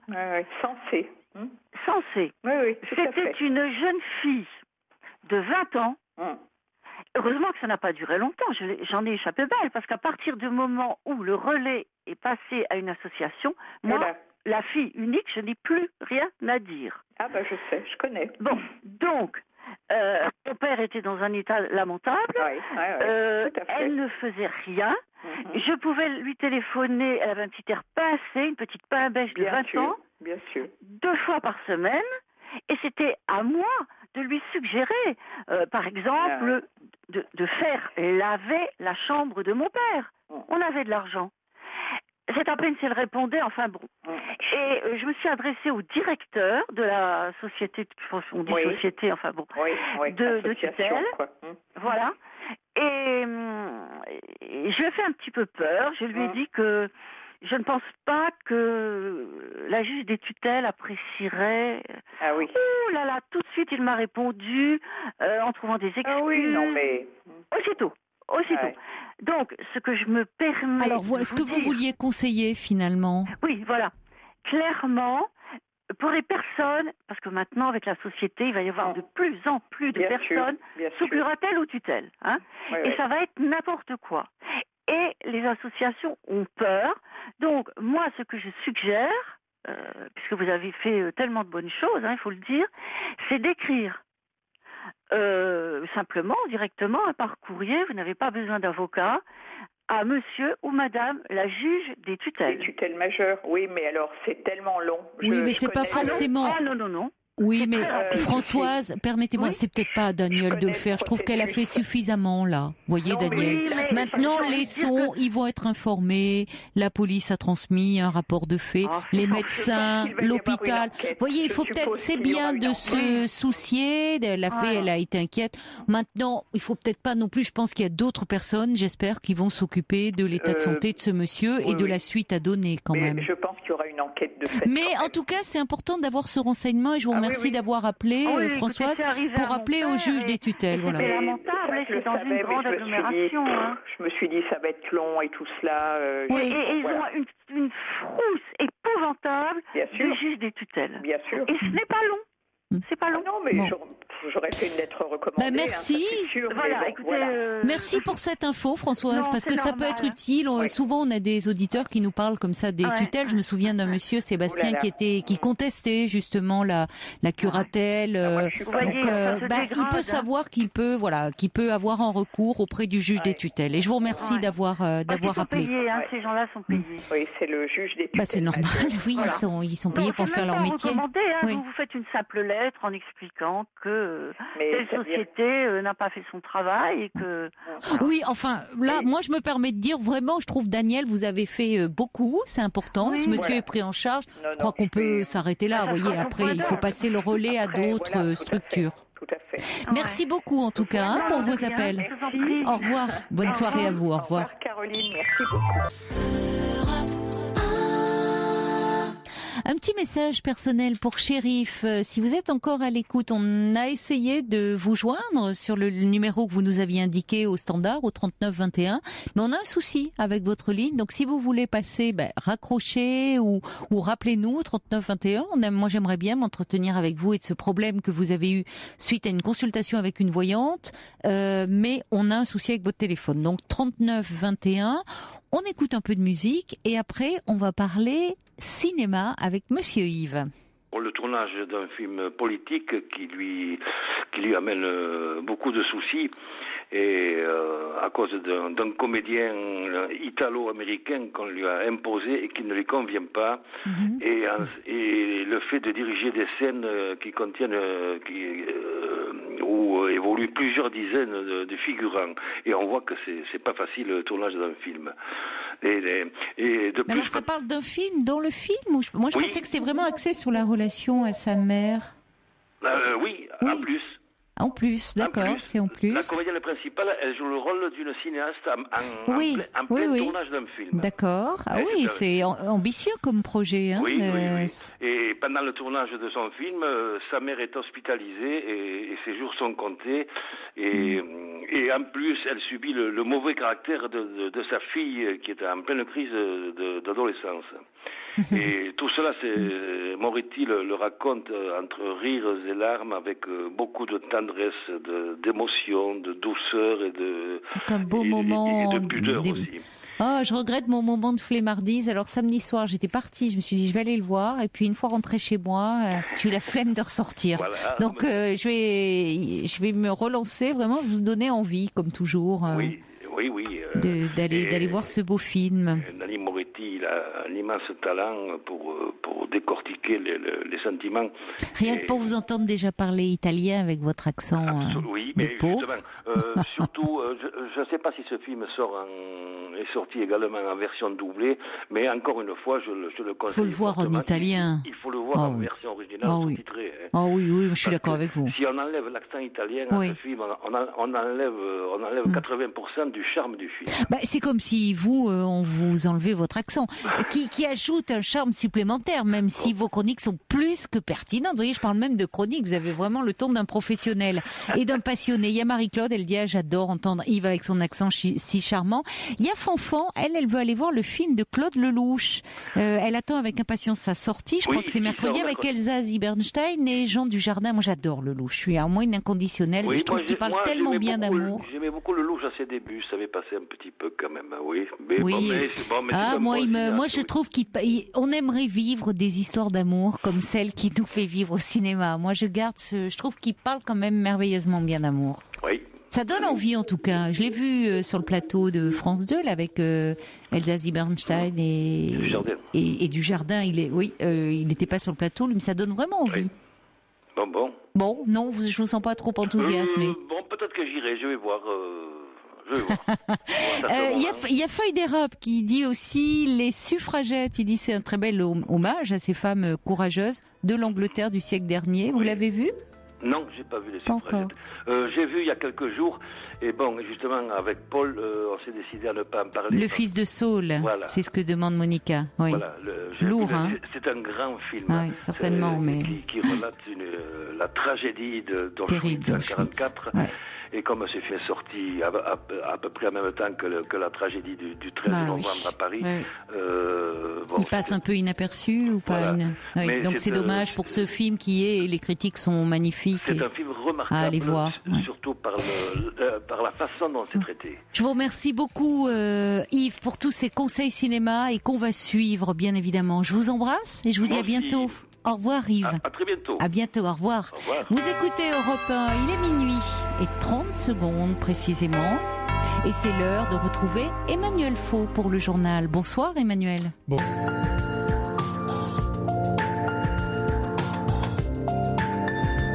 La nuit est à vous sur Europe 1 et jusqu'à 1h du matin. Je vous invite à prendre la parole si vous souhaitez au 39 21. 39 21, c'est le standard d'Europe 1 et de la libre antenne. Si vous souhaitez me parler d'une situation qui vous préoccupe ou de toute autre chose d'ailleurs. Et si vous souhaitez dialoguer également avec un auditeur ou une auditrice, vous pouvez également donner votre point de vue, vous manifester par SMS au 7 39 21, en le commençant par le mot nuit, et également par mail sur le site europe1.fr.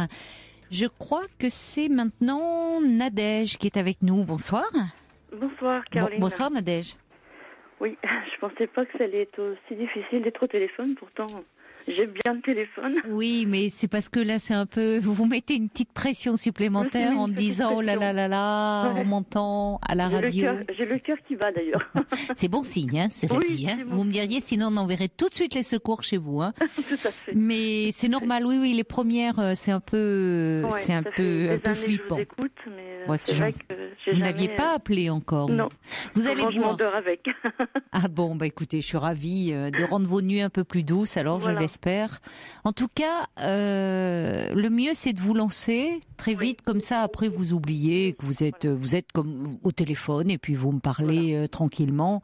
Vous vous inquiétez beaucoup pour votre sœur qui a 41 ans et qui a 4 enfants. C'est ça. C'est ça, et qui s'est séparée de son compagnon il y a maintenant 2 ans. Il y a maintenant 2 ans, je l'aide toujours, je suis là, enfin je suis toujours été là pour elle, j'ai l'impression de peut-être être trop là quelquefois. Vous êtes sa grande sœur ou... Oui, je pense que aussi le fait de ne pas avoir d'enfants, ça joue également.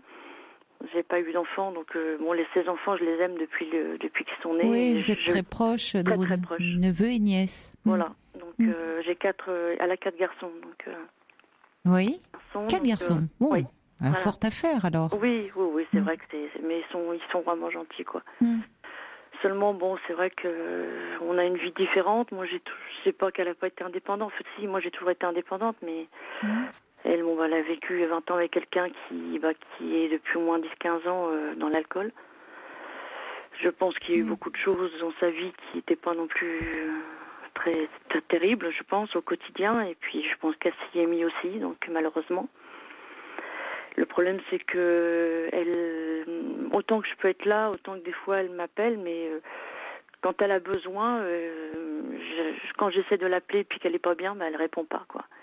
Donc elle préfère, elle le sait au fond, elle arrive quand même à savoir qu'elle se rend compte qu'elle n'est pas bien, donc elle préfère ne pas. Voilà, mais le problème c'est quand même 4 enfants, quoi. Et c'est là, c'est terrible parce que. Ils ont quel âge ces enfants? 16, 14, 11 et 8. Oui, c'est des enfants qui ont besoin d'elle encore bien là. Sûr. Donc pour eux, c'est angoissant de la voir. Si elle, ça dépend, elle a des états vraiment d'ébriété. Franchement, j'y croyais encore. J'avais encore un espoir de me dire que c'était des passages et que ça allait. Malheureusement, moi j'ai déjà appelé les alcooliques anonymes. Ils m'ont dit, vous savez, si elle n'a pas envie de s'en sortir toute seule, vous pouvez rien faire pour elle. Mais je sais très bien qu'il y a des moments où ça va, puis il y a des moments où elle repart. C'est pas tous les jours, mais là, depuis quelques jours, c'est depuis 15 à 3 semaines, là, 15 jours, 3 semaines. Il s'est passé quelque chose Le problème, c'est qu'elle me dit rien, Ouais, est-ce qu'elle accepte quand même est-ce qu'elle reconnaît qu'elle a des difficultés Mais vendredi encore, j'y suis allée l'après-midi. Elle était déjà un peu, et j'étais avec mon neveu qui a 16 ans. Oui. Et le soir, j'ai pas voulu parce que des fois, c'est pas évident d'être toujours en guerre non plus, quoi, derrière elle. Donc, c'est un rôle difficile, oui. Voilà, c'est ça.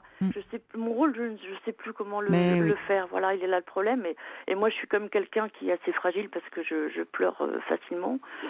Donc, je m'inquiète énormément. Là, j'ai mon conjoint là qui m'a vu pleurer pendant toute une soirée. Et à chaque fois que je rentre chez elle, je pleure. Ça vous déprime finalement de voir votre sœur aller mal. Et les enfants, puisque vous êtes très proche de vos neveux, est-ce que certains en parlent ou est-ce qu'ils la protègent? Que ce soir, c'était la goutte d'eau, c'est que mon neveu qui a 16 ans, c'est la première fois qu'il me parle vraiment, qu'il appelle, il m'a dit là, ça va plus.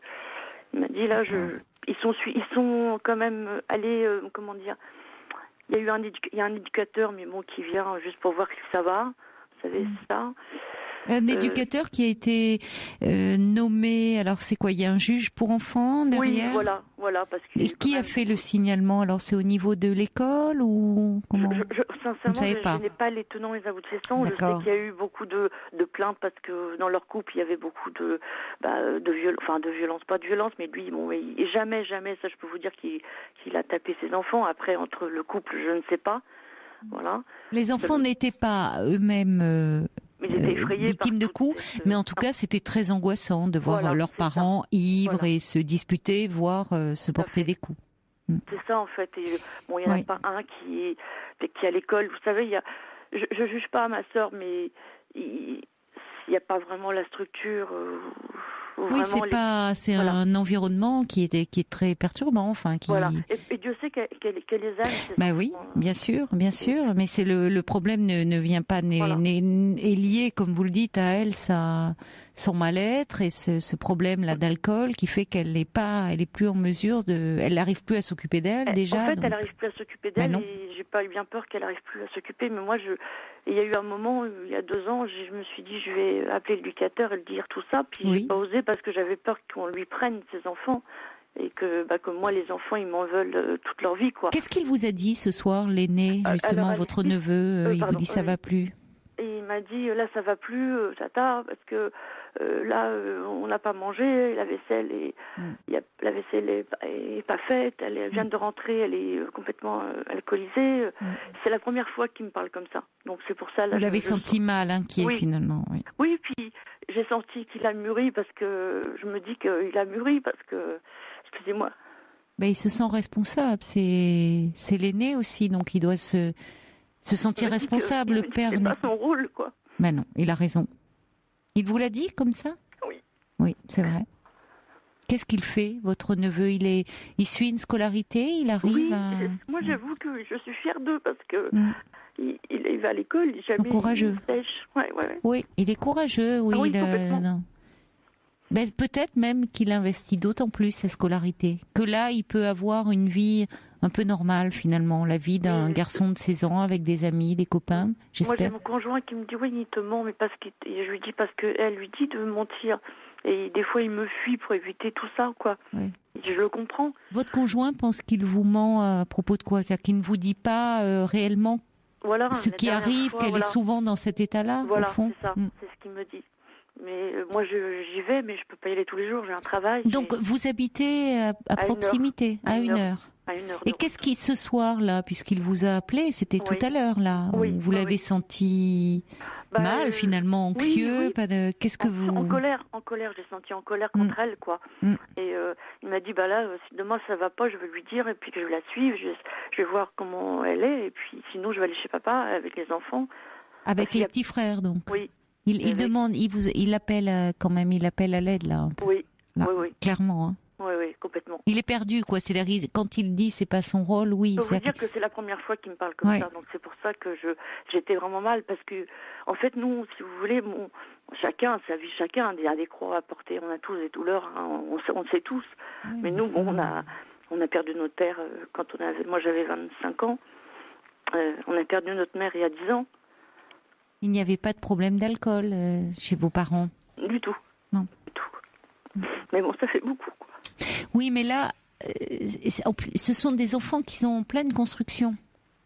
Oui, voilà, c'est toujours douloureux de perdre, mais vous êtes là, ils ont l'énergie qu'il met là, à aider sa mère ou à vouloir assumer. C'est lui, on peut penser qu'il a fait le repas ce soir, qui s'est occupé des plus jeunes, où il dit demain je vais les prendre, je vais les amener chez mon père, mais le père aussi a des problèmes d'alcool. Oui, c'est ça le problème. C'est autant d'énergie qu'il met pas pour sa vie à se construire. Il y a ce souci qui est un souci beaucoup trop lourd pour un jeune garçon de 16 ans, quoi.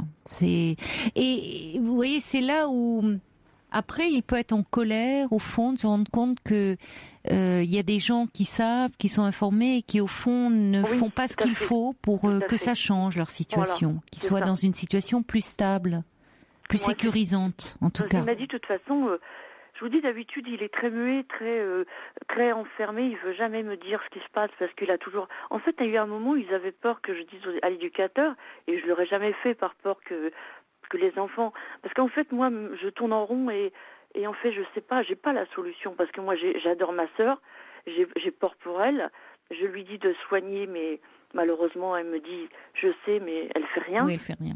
Malheureusement, et on m'a dit il y a qu'elle qui peut y aller elle-même, je peux pas la porter, je peux pas la voilà.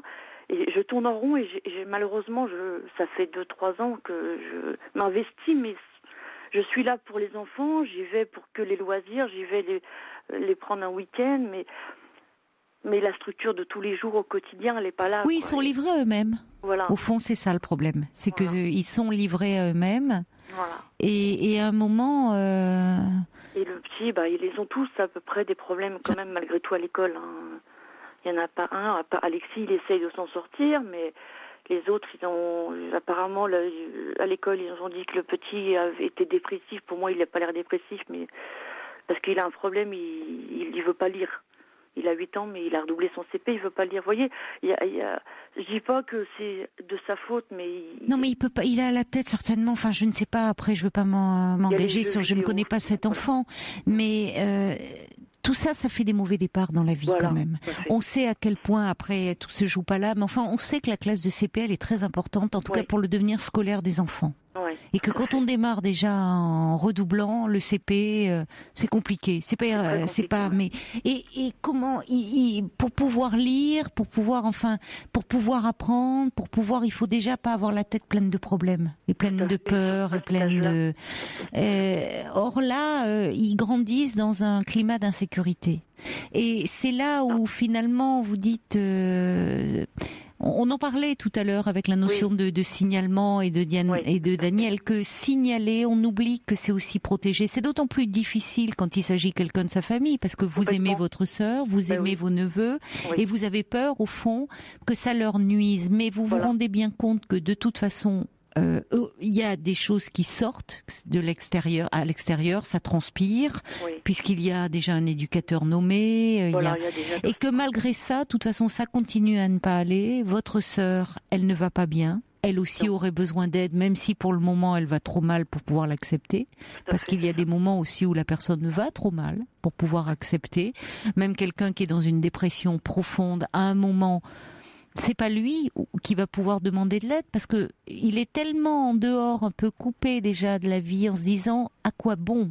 De toute façon, on peut rien pour moi. Donc il y a ce sentiment de fatalité, qu'en fait on ne peut rien. Ce qui bien sûr n'est pas vrai.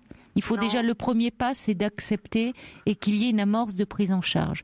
Pour vos neveux, en plus, vous voyez bien que c'est finalement les laisser comme ça serait aussi hypothéquer leur avenir. On le voit avec le plus petit qui est en CP et qui n'arrive pas à apprendre. Celui de 16 ans qui finalement a une responsabilité bien trop lourde parce que c'est lui qui au fond joue un rôle de parent pour ses frères.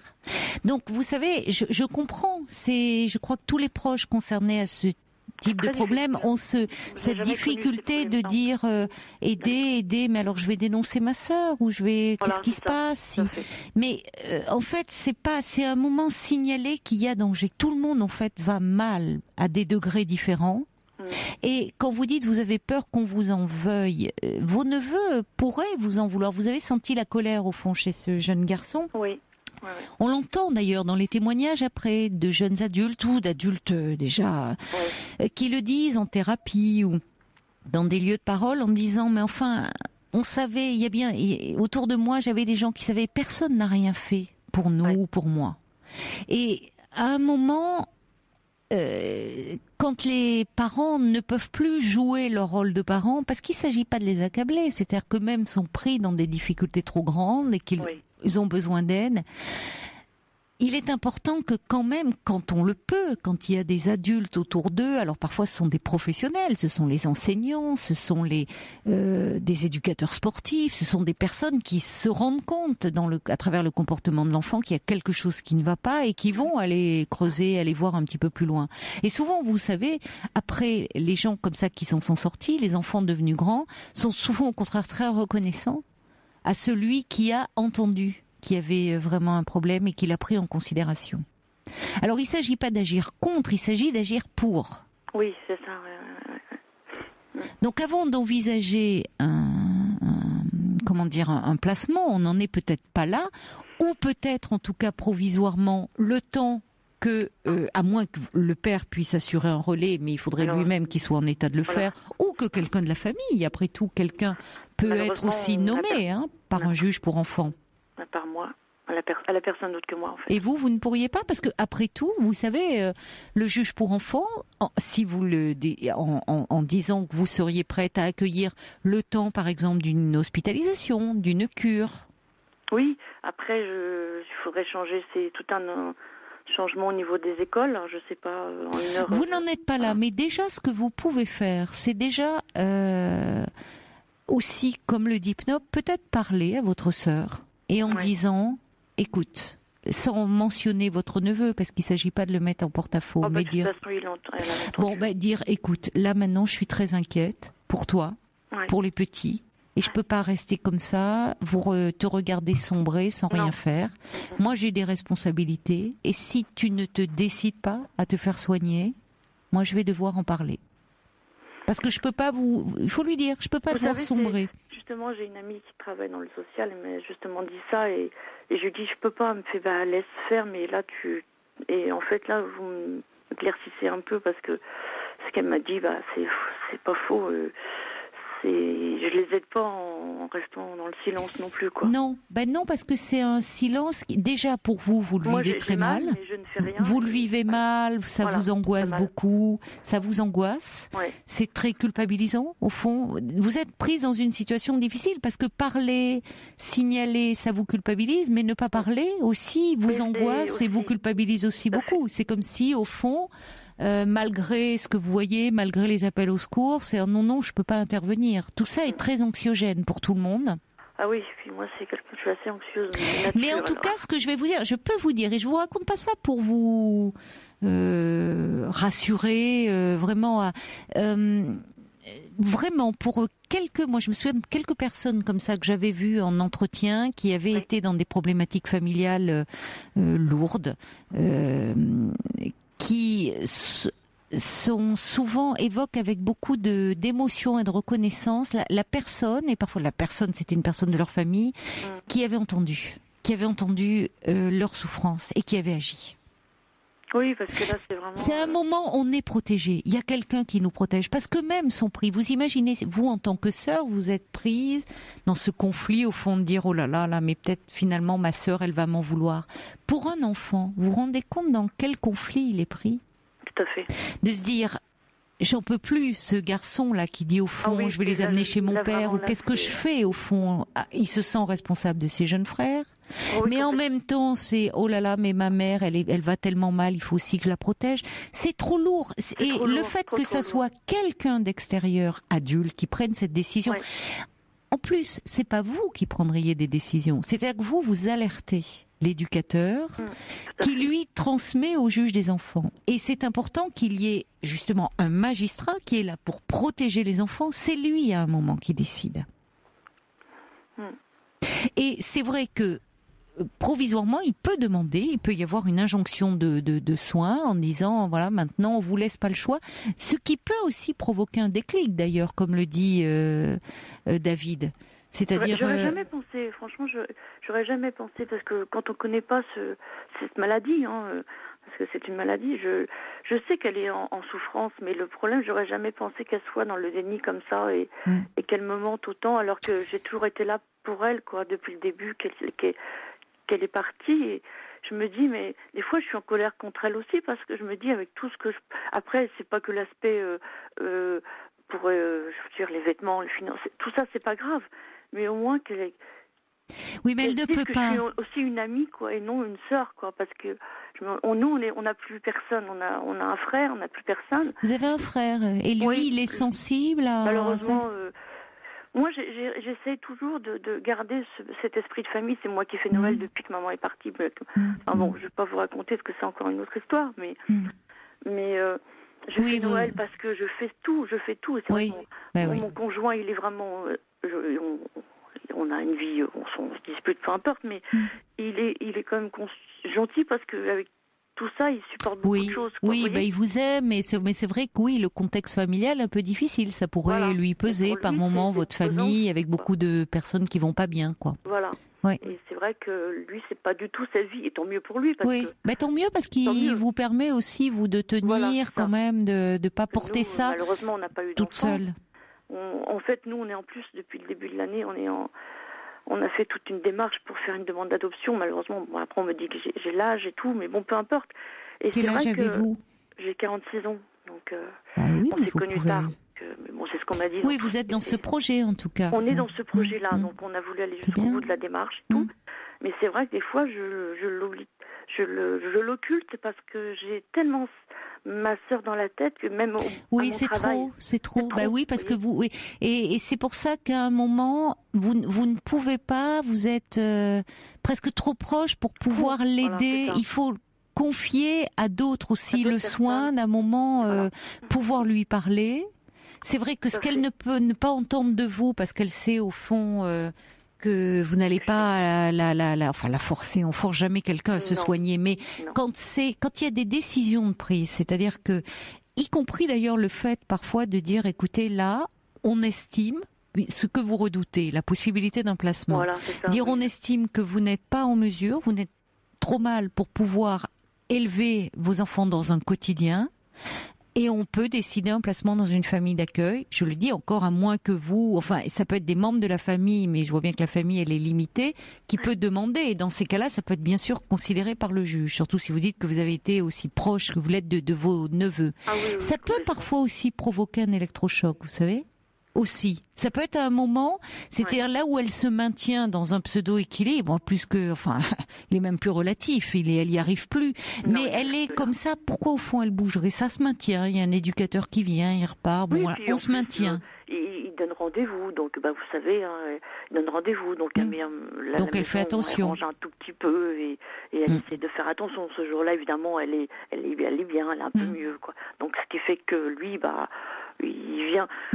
Moi, je sais qu'une fois, quand il y a eu l'éducateur, je lui ai appelé il y a 2 ans, vous savez, il me dit, j'ai 1000 fois pire que vos neveux, Mais on peut toujours voir pire, évidemment, si on ouvrait ne serait-ce les dossiers auxquels sont confrontés les juges pour enfants, on bascule dans l'innommable, souvent, quand on touche les violences faites aux enfants. Simplement, on va pas toujours regarder du côté du pire, on va voir aussi du côté de la prévention. Et des enfants qui sont livrés à eux-mêmes, même s'ils ne sont pas maltraités, c'est un frein à leur développement psychologique et bon. Donc parfois des personnes mettent des années à se sortir de tout ça.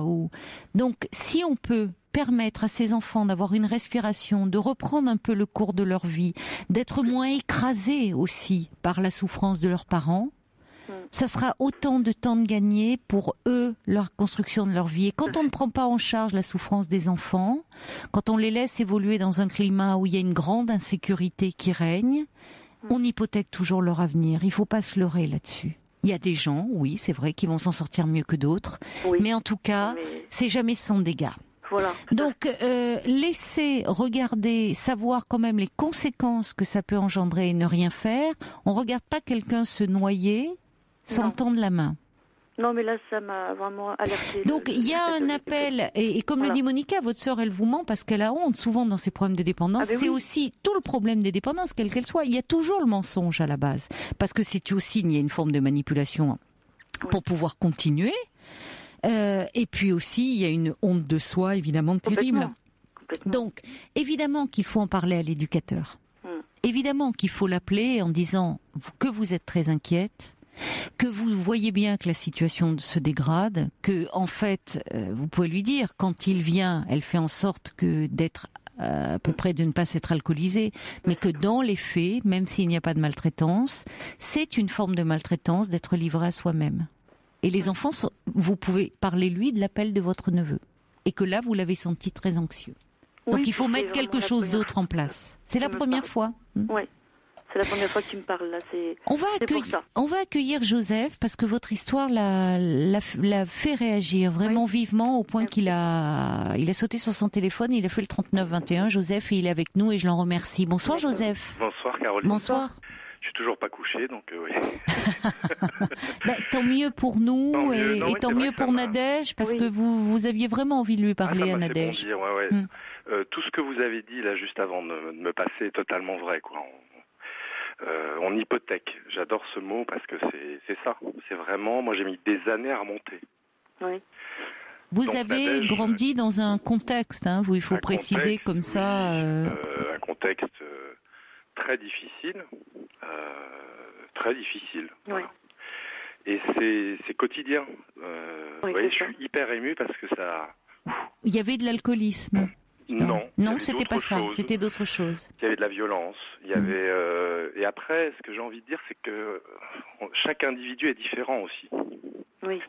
Mais on peut pas jouer avec ça. C'est-à-dire que un enfant qui va bien se porter, vous allez croire, et puis ça va ressortir. Nous, on était 3 et on a été tous les 3 atteints, d'une manière ou d'une autre. Et ça va loin. Ça va dans les relations amoureuses. Ça va partout. Tout à fait. Et vous auriez aimé, est-ce que quelqu'un, à ce moment-là, puisque dans ce contexte familial difficile, est-ce que il y avait quelqu'un qui a pu signaler? Vous auriez aimé? Vous aviez lancé des signaux, certainement? Je pense qu'il suffisait de nous regarder. Ça se marquait, ça se traduisait dans vos comportements, dans votre apparence, peut-être? Dans l'apparence, dans le regard. C'est des choses qui trompent pas en général. Et moi, j'avais une mère qui donnait beaucoup de change aussi. Je ne sais pas si c'est le cas de la sœur de Nadège. C'était encore plus difficile. Ma sœur, en fait, elle est plus des fois avec les enfants, les ados, copains, copines, et il n'y a plus trop des fois de relations entre les adolescents. Ouais. Donc, elle peut plus assumer un rôle de parent finalement. Voilà, elle sait plus se situer. Elle est elle-même trop perdue. Elle n'arrive pas à se prendre en charge elle-même. Voilà. Elle peut pas prendre en charge ses enfants. Ils sont, je veux dire, moi ils sont adorables. Je veux dire, ils sont Ah mais nous on l'était, je vous coupe, parce qu'on était adorables. Je sais bien. Mais le problème c'était ça, c'est qu'on était les meilleurs enfants du monde, les mieux élevés, mais derrière c'était atroce. Atroce parce que vous subissiez des violences. Voilà, des violences de toutes sortes. Et vous avez raison, Caroline, ça peut être infime. Ce qui est dur, c'est le quotidien. C'est la répétition, en fait. Il y a parfois, on voit, parce que vous avez raison de dire que ça dépend évidemment de la personnalité. Chaque personne ne va pas réagir au traumatisme de la même façon. On le voit bien dans une fratrie. Mais on voit toujours, on a en tête le traumatisme est important. Plus il est fort, plus il est intense. Souvent, c'est quelque chose, on le voit en thérapie, c'est des choses qui pourraient paraître au fond pas si graves que ça, mais qui se répètent et qui se répètent et qui se répètent sur des années. C'est comme si on grattait. Je vais pas vous l'apprendre, c'est Dolto, moi ça m'avait marqué, c'est la chair, quoi. Ça en devient physiologique. Oui, on porte en soi, on se construit avec cette honte finalement, cette honte de soi, cette image très abîmée de soi-même. Et moi je sais que ma mère a eu aussi un parcours, donc on peut remonter comme ça, vous savez, très longtemps, mais c'est des gens aussi qui demandent de l'aide, au final. Et même si vous avez peur de faire ça, il faut le faire, parce que regardez ça comme une autre famille, en fait.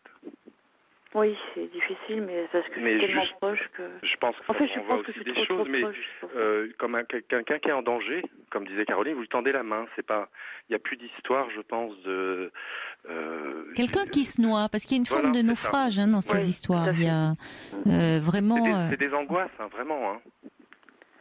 Non, puis moi ça me fait peur parce que le côté alcool je connaissais pas, et c'est vrai que de voir ta sœur se dégrader comme ça, ça fait mal. Je peux vous dire que ma sœur est alcoolique, donc en plus, vous voyez, c'est-à-dire qu'on n'a pas envie que les histoires se répètent, il faut que ça s'arrête à des moments. Et elles se répètent malheureusement s'il n'y a pas un moment parce qu'il n'y a pas de fatalité non plus, il n'y a pas des choses comme ça où on se répète, où c'est dans les gènes, non, il n'y a pas de fatalité, mais il faut qu'il y ait un moment quelqu'un qui enraye ce processus. Malheureusement, on les a perdus, mais je veux dire, nos parents étaient... il y avait aucun alcool, on a une vie stable jusqu'à malheureusement. Nadège, je vous dis, chez ma mère, il n'y avait pas d'alcool. C'était autre chose. À la base, l'alcool, c'est souvent la surface immergée de l'iceberg. On voit pas. Alors, on voit déjà, c'est angoissant quand on arrive dessus. Mais si on voyait la profondeur derrière, et derrière ça, après, chacun réagit. Pourquoi ?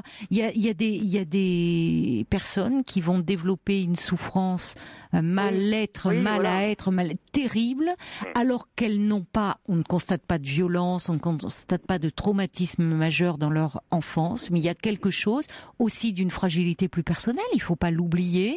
Il y a quelque chose qui est là, qui fait qu'elles ont du mal à vivre. D'autres personnes qui, quand on prend leur histoire et qu'on les regarde et qu'elles tiennent debout et qu'elles sont même plutôt structurées, on se dit comment elles ont pu se construire. Souvent, il n'y a pas de miracle non plus. C'est-à-dire qu'il y a quelqu'un qui, à un moment, leur a permis lieu de tuteur, qui leur a tenu lieu de tuteur. Et ça peut être quelqu'un, justement, extérieur à la famille, ça peut être un enseignant, ça peut être un éducateur sportif, ça va être un prof.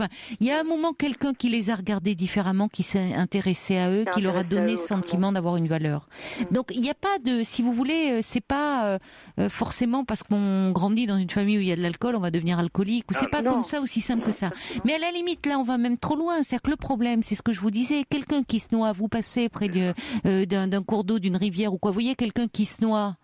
Même s'il vous appelle pas à l'aide, parce qu'à la limite, il s'est peut-être jeté volontairement à l'eau. Qu'est-ce que vous faites ? Vous essayez pas de tendre la main ? Enfin, on regarde pas et on détourne pas le regard en continuant son chemin. Là, on a objectivement quelqu'un qui se noie. Et dans ce naufrage, elle est pas toute seule, votre sœur. Elle entraîne ses enfants. C'est ça.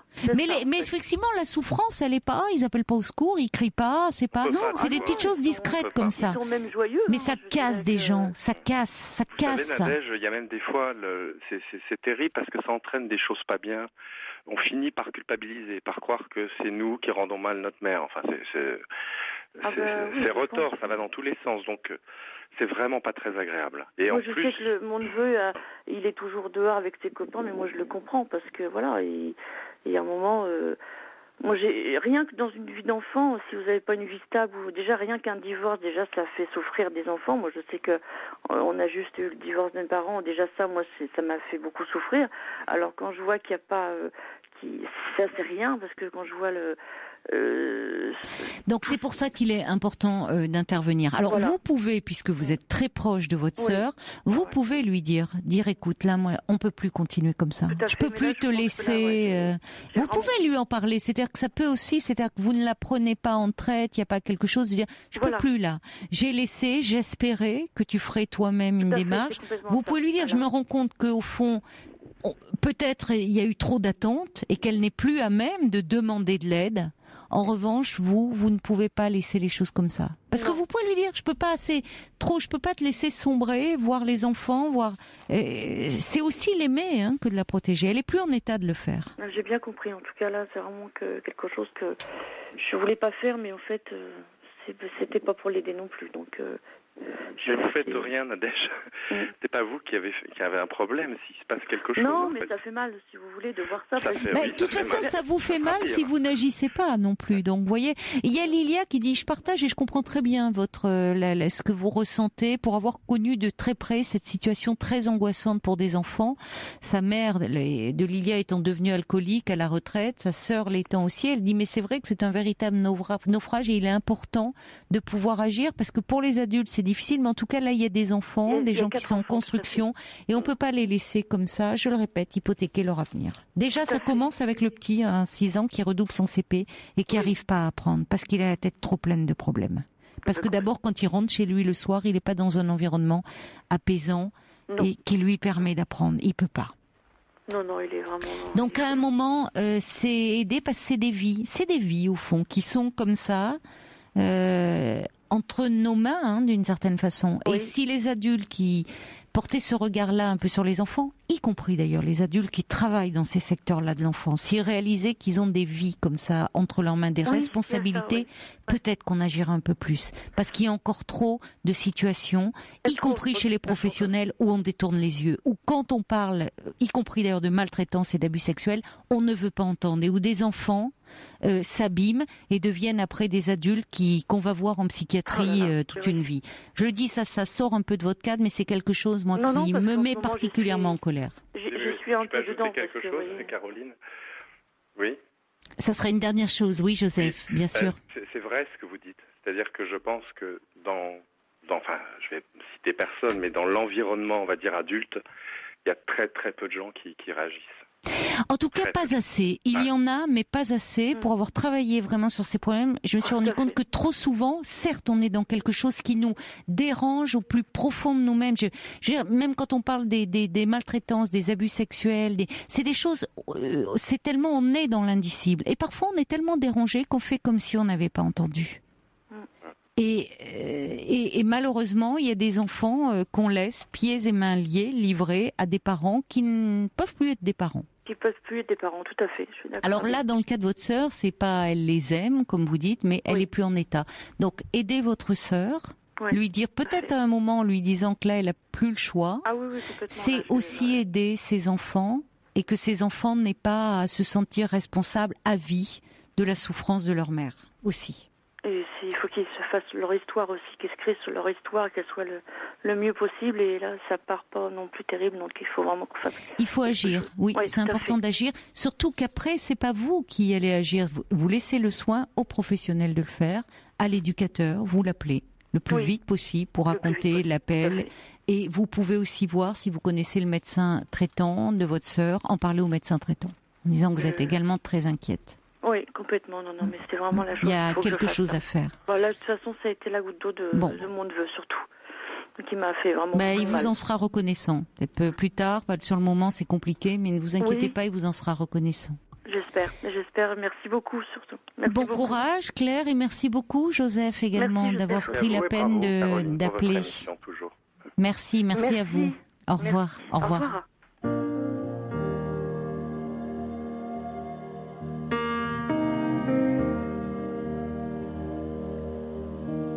Pour intervenir dans l'émission, appelez le 39 21. 50 centimes la minute, plus coût de l'appel. I've been sleepless at night, 'cause I don't know how I feel. I've been waiting on you, just to say something real. Birdie, let it all go.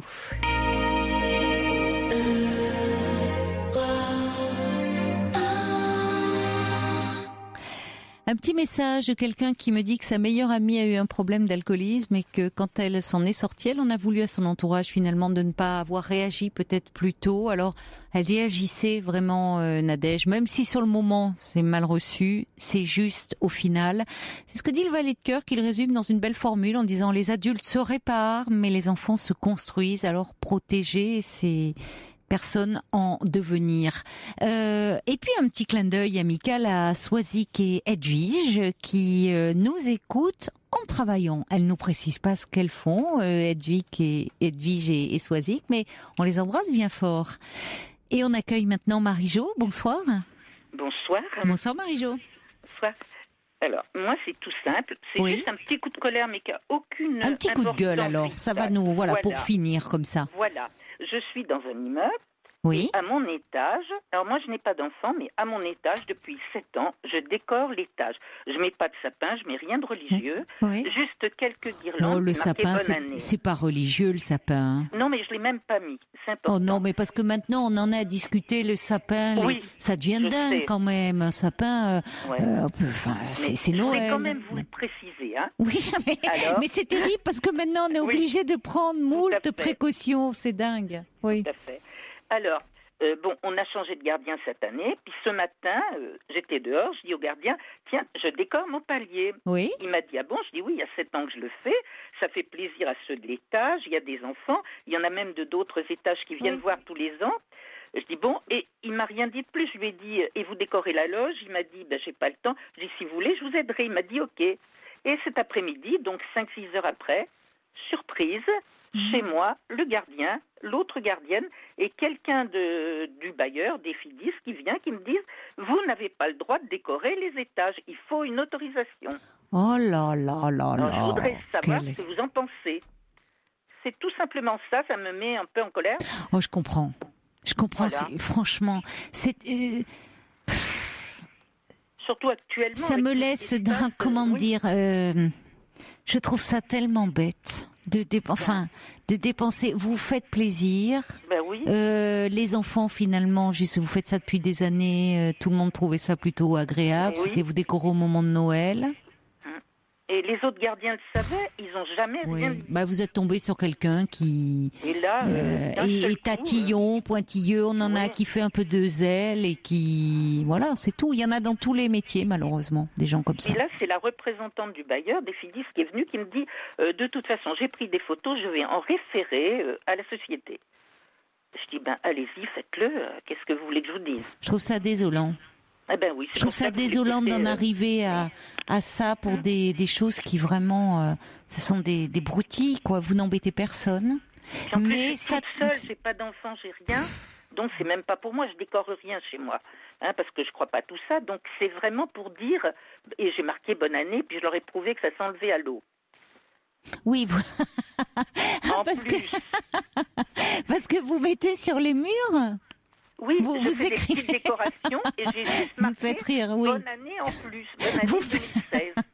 Non, mais ce qui me fait rire, c'est que vous dites, j'ai précisé que ça s'enlevait à l'eau. Oui, parce qu'ils ont pu avoir peur si vous écrivez avec de la peinture et... Voilà, je pense que... Oui, que ça dégrade, évidemment. Il faut pas que ça dégrade les parties communes. Et je dis, tous les ans, je nettoie les murs après.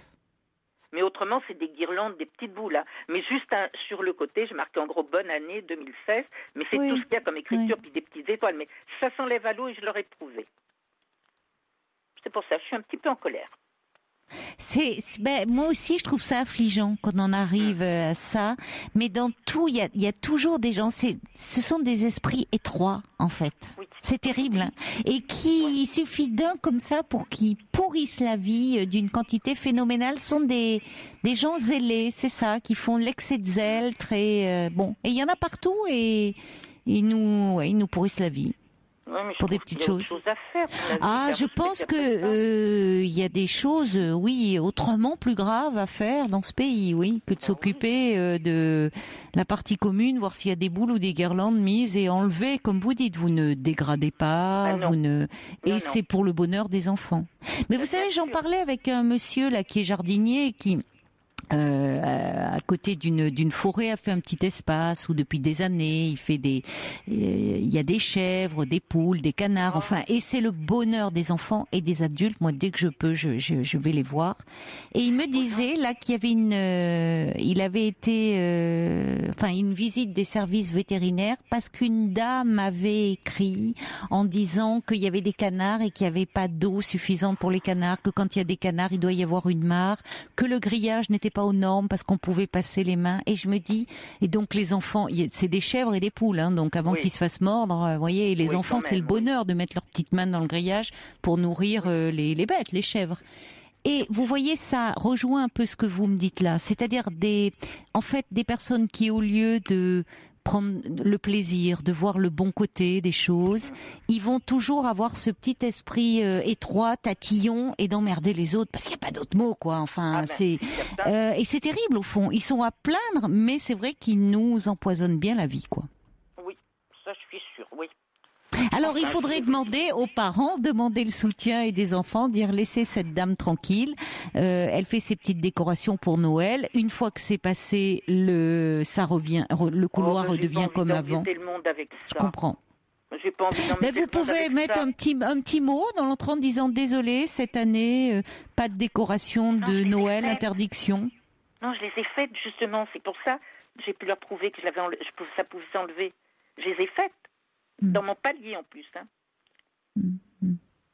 Alors franchement, vous voyez, j'ai plein de messages parce que quelqu'un me dit on reste sans voix devant tant de bêtises. Oui, c'est affligeant. Et comme dit Margaret, c'est pas croyable quand même la bêtise comme ça. Et qui font quand même un peu c'est même pas de la méchanceté, c'est le côté l'excès, le zèle, quoi, l'excès de zèle dans, voilà, dès qu'on donne une autorité à certains, ils en abusent. Comme le dit Margaret, au moment où on a tellement besoin de chaleur humaine, quoi, où on en aurait tellement besoin et de choses comme ça on a tellement besoin de rêver et de voir d'embellir un peu la vie. C'était ça au départ. C'est une mentalité, ça fait peur, hein, des gens. Mais bon, vous savez, il y en a toujours eu comme ça. Des gens, on leur dit de faire quelque chose, ils en font toujours plus, et on sait où ça peut mener parfois, ce genre de choses. Hein. Mais c'est vrai que c'est contrariant, et puis que bon, mais je vous avoue que je vais pas les enlever. Bon, on m'a dit qu'on allait m'écrire. C'est nul. Et voyez, et puis il y en a qui vont dépenser du temps, de l'énergie, des timbres, de tout ça pour dire madame, les parties communes, on sait la loi. Mais enfin, franchement, des lois et des règlements comme ça, c'est important. Ça change, voyez. Ça décourage, je trouve, les gens de bonne volonté comme vous. Vous faites plaisir, vous faites plaisir aux enfants, ça dure le temps de Noël. Peut-être quand même, je comprends que vous n'ayez pas envie de vous lancer, vous n'allez pas être aussi procédurière que cet agent-là.